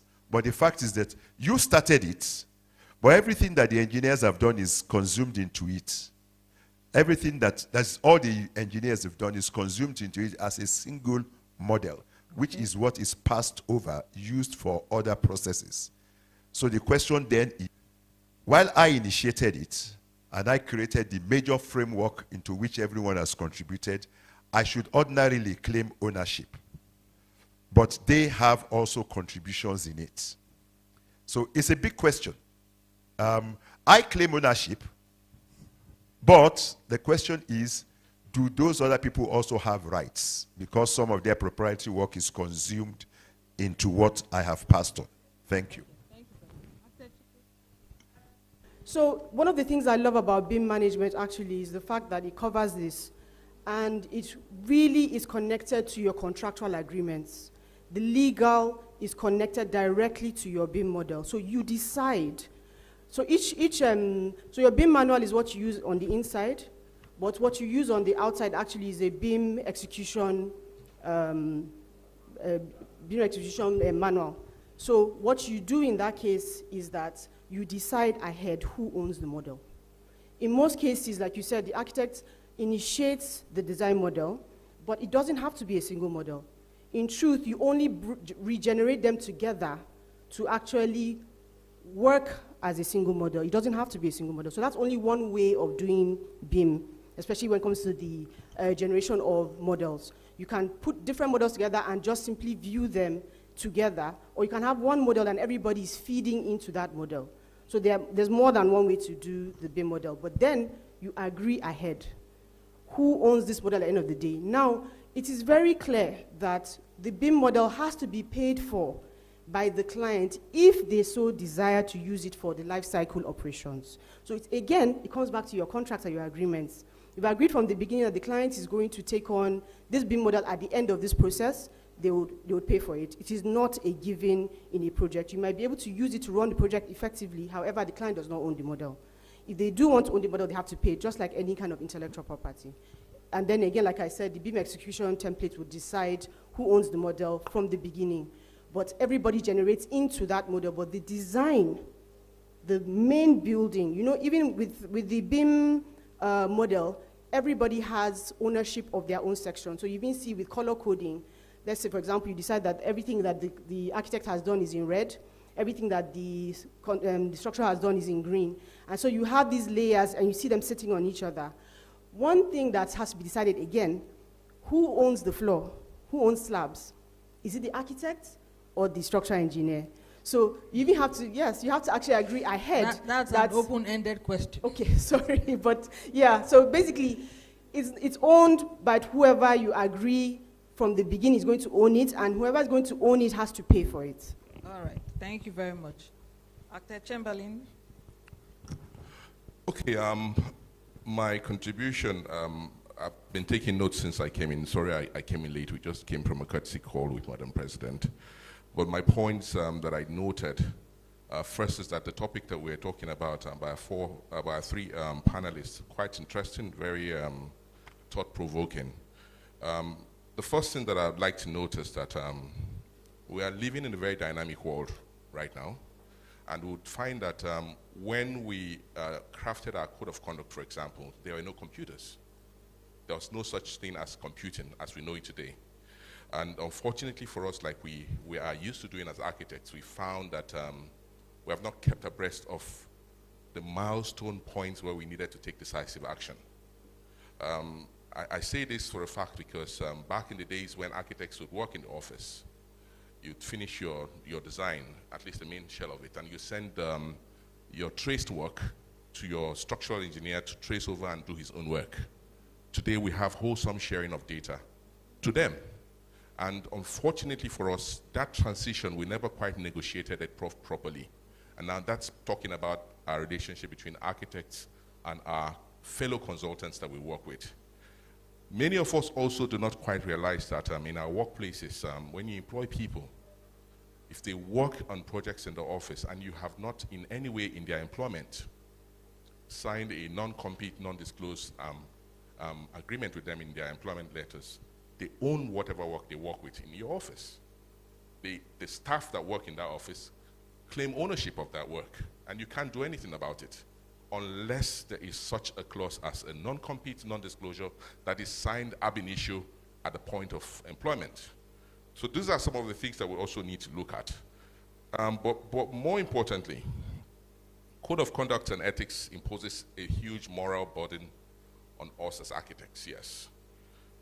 It's also a double-edged sword. But the bigger problem is that what I see on social media these days is that you have a battle between two sides that are playing with two different rules. A lot of the things that you see that are architectural on social media are done by people who claim to be architects but have nothing to do with us. They're not NIA members, they're not registered with ACON, and they're doing, in some cases, fairly reasonably good work, and they are taking full advantage of the social media. And then we are here, we have our shackle on, we say, oh, we have Code of Conduct and Ethics that doesn't allow us to advertise. And so you find that it's a moral dilemma on that particular aspect by itself. Then we now have the issue of AI. While we may want to complain about AI and its pitfalls, I also see that there's a unique opportunity for us to use AI for good, for our profession. Because what that can do for you is that if the global architectural bodies come together and say, look, for AI, just much as the same way as some of us who have had education in the UK, for example, and across now in Nigeria, I see that research work, you can put it through an online algorithm, maybe Turnitin, for example. And Turnitin tells you the degree of replication of this research work. So we can use AI in that fashion to also protect intellectual work for the architects. We cannot say, for example, that we want to protect work that, oh, you have a corridor or you have a toilet that has a definite number of ways you can arrange your fixtures in the toilet. You can't protect that. You can't protect somebody from, you can't protect yourself against someone who wants to do a corridor in his house. But the outward look of the structure, you can have a say in how much of it somebody can reproduce. You know, so, and of course then we have this issue of the unethical.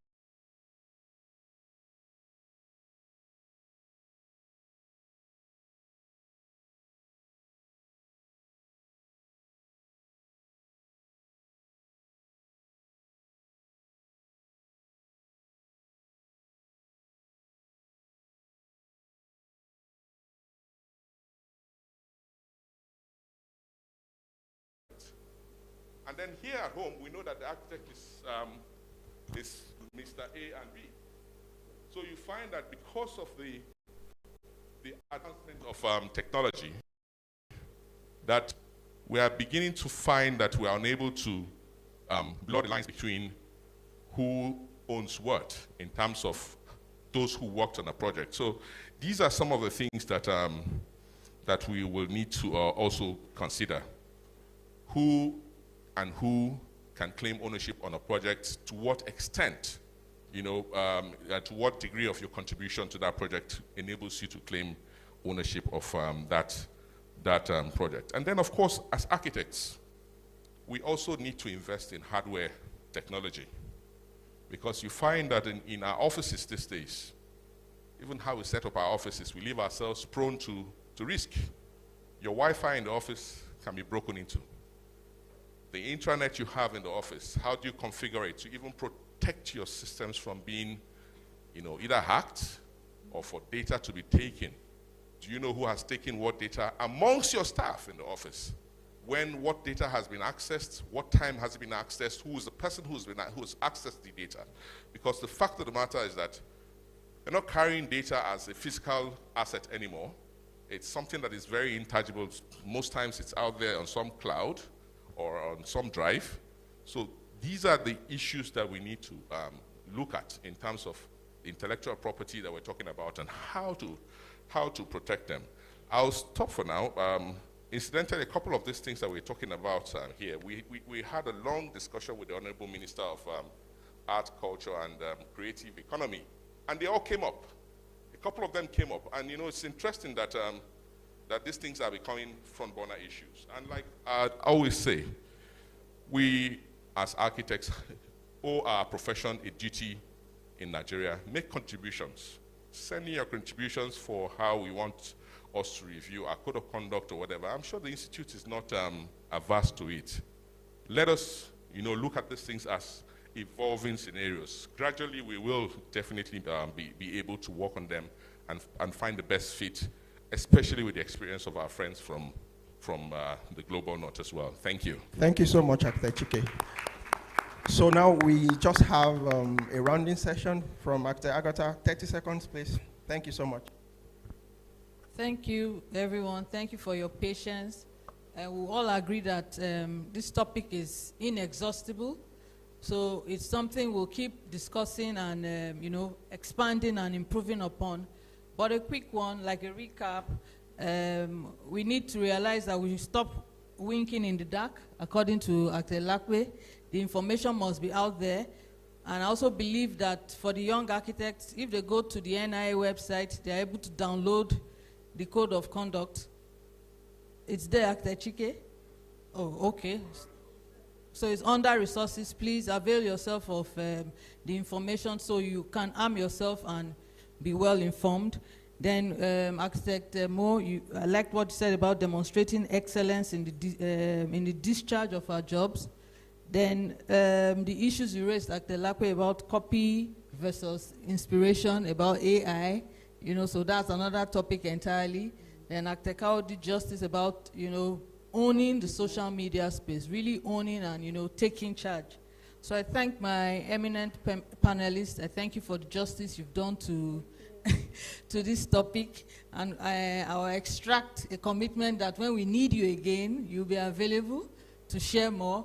And our esteemed guests and visitors, we thank you, and I thank you from the bottom of my heart. Thank you.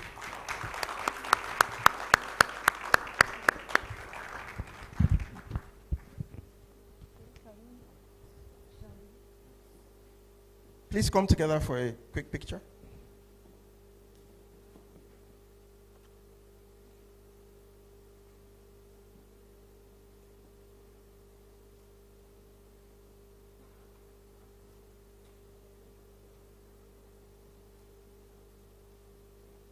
A round of applause for our wonderful team.